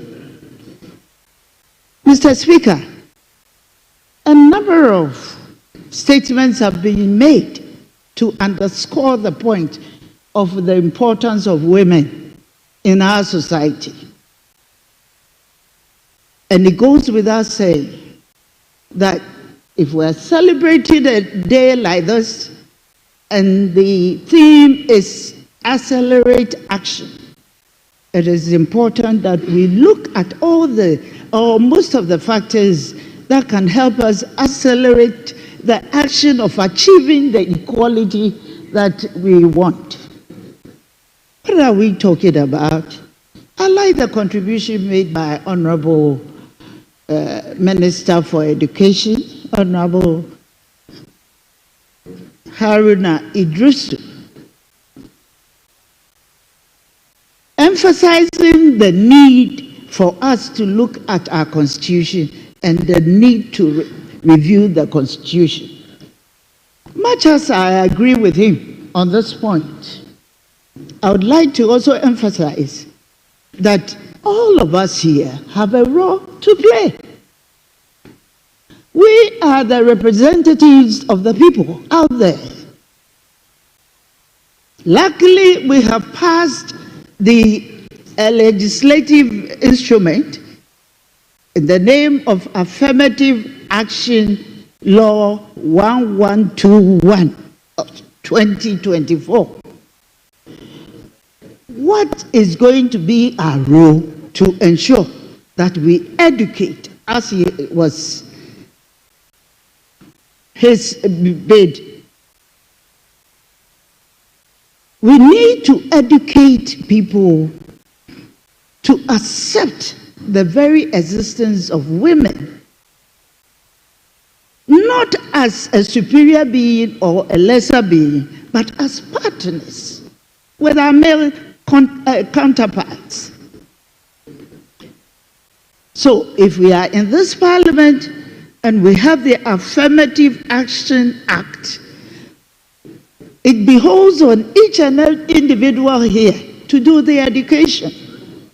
Mr. Speaker, I'm happy that we invited the Minister for Gender here to know exactly what are the steps or the strategies he's adopting to ensure the implementation of the Affirmative Action Act. I think he's been given a number of steps, and we have to pay particular attention to that and ensure that the implementation will go on smoothly without any hitches. Mr. Speaker, I'd like to state that on the day that the President came to give the SONA, he made a specific statement,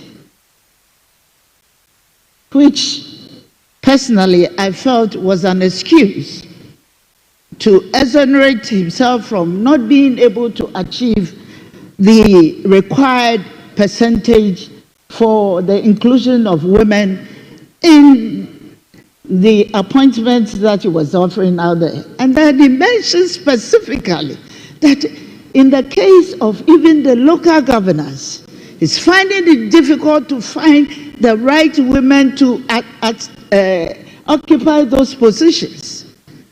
And I would like to plead with our president that, Mr. President, you can make a deliberate effort for people to search each district, and you will be able to identify a capable woman who can occupy that seat, and that 30% will be achieved. I don't think we've put our mind to ways of ensuring that we are going to identify the right people to occupy the spaces. We are only giving excuses for what we feel might be a difficult task to undertake. And Mr. Speaker, I feel that what we have a number of barriers that we need to break.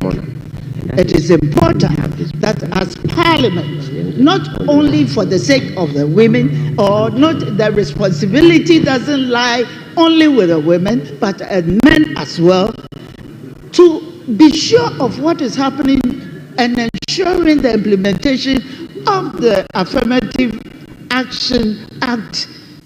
We need to engage Parliament, members of Parliament, to understand and then carry this one through to our various constituencies and create awareness. That awareness creation is very important. And then we can educate and let people know some of the things that we do that would not help us. Try and identify the right people, because the theme is accelerate action. And it is if each and every one over here is playing its role, and you can even identify one woman to do something. If you look at the multipliers effect, it is definitely going to help with the process. And Mr. Speaker, I want to congratulate everybody who appreciates the role that women have played, everybody who doesn't think that pursuing gender or women's affair is only being a feminist, but we are thinking through what the future of our children, our female children, our female grandchildren, and ensuring that they become part of the leadership of the country. Mr. Speaker, I realize that you are in a rush and you want to calm me down. So what I would say with these few words, I am adding my voice to congratulate all women and the achievements they've made so far, especially our new members of Parliament who have the female parliamentarians who have unseated the men and be here to contribute their quota towards the achievement of gender equality. Thank you very much. Thank you very much. I think the leader would like to conclude by 2 minutes. 2 minutes. Thank you very much, Mr. Speaker. I know you are pressed for time, but I want to take this opportunity for saying a few words to the statement ably made by Honorable Comfort Doyle. Mr. Speaker, I will take the opportunity to also congratulate all women for today. Mr. Speaker, women play a very important role in this nation and around the world. Mr. Speaker, earlier on a statement was made, which was made by one famous Ghanaian, Dr. Ay3hye. that if you educate a man, you educate an individual, but you do educate a woman, you do educate a nation. Mr. Speaker, this statement was made about 125 years ago. I wonder, it's ironic that we have the government statistician here. I wonder how much research he had done to come to that conclusion that you educate a woman, you will actually educate a nation. Mr. Speaker, if that statement were to be made today, you will say that if you educate a woman, you will probably educate a continent. Mr. Speaker, women play a very important role. A lot of advice or a lot of decisions that are made by men are actually made by women. When they say women control the world, women actually control the world. When you hear people saying that a certain man was making a decision that they think is not the right decision, and the answer when they will say that they are sure that it was his wife who advised him to make that decision. So a lot of decisions are being made by women. We should celebrate our women. Affirmative action is not an event. It's an accelerated, something that we should be doing in progress. And I thank His Excellency the President for choosing a female as his partner to become the Vice President of the Republic of Ghana.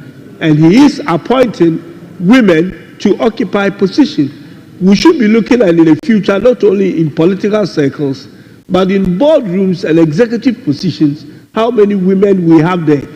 And it's not just appointing them to those positions, but actually supporting them to keep them there. Mr. Speaker, I congratulate all women today, and I wish them a very fruitful and a very good day. Thank you. Thank you very much.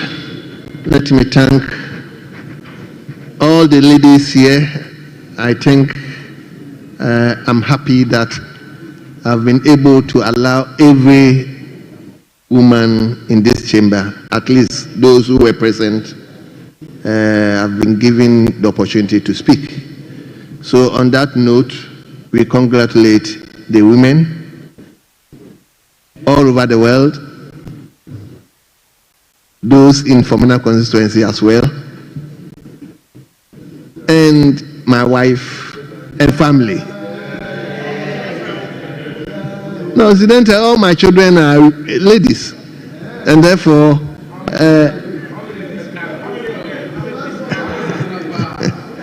so Honorable Comfordoyo, thank you very much. Honorable members, we are bringing statement to a close. We will constitute the House into committee of the whole to enable the government statistician have discussion with us. So I will suspend sitting so that we constitute the House into leader what? Sorry, Mr. Speaker. Yeah, I thought we want to adjourn the House before we do the committee of the whole. Is that not? Okay, so we don't have to. Honorable Speaker, I was of the view that once you adjourn, but session will still be continued with the committee of the whole. So once you adjourn, you allow members to go away. But we are not adjourning now. We are just breaking the session by suspending it. And then we can. Yes. Okay, very well, Honorable. I think it's almost the same, but I'll go with what my party is saying. Let's suspend, we engage our guests, and afterwards we adjourn the House. So, honorable members, indulge me to suspend the House for just 2 minutes so that we constitute the House into committee of the whole.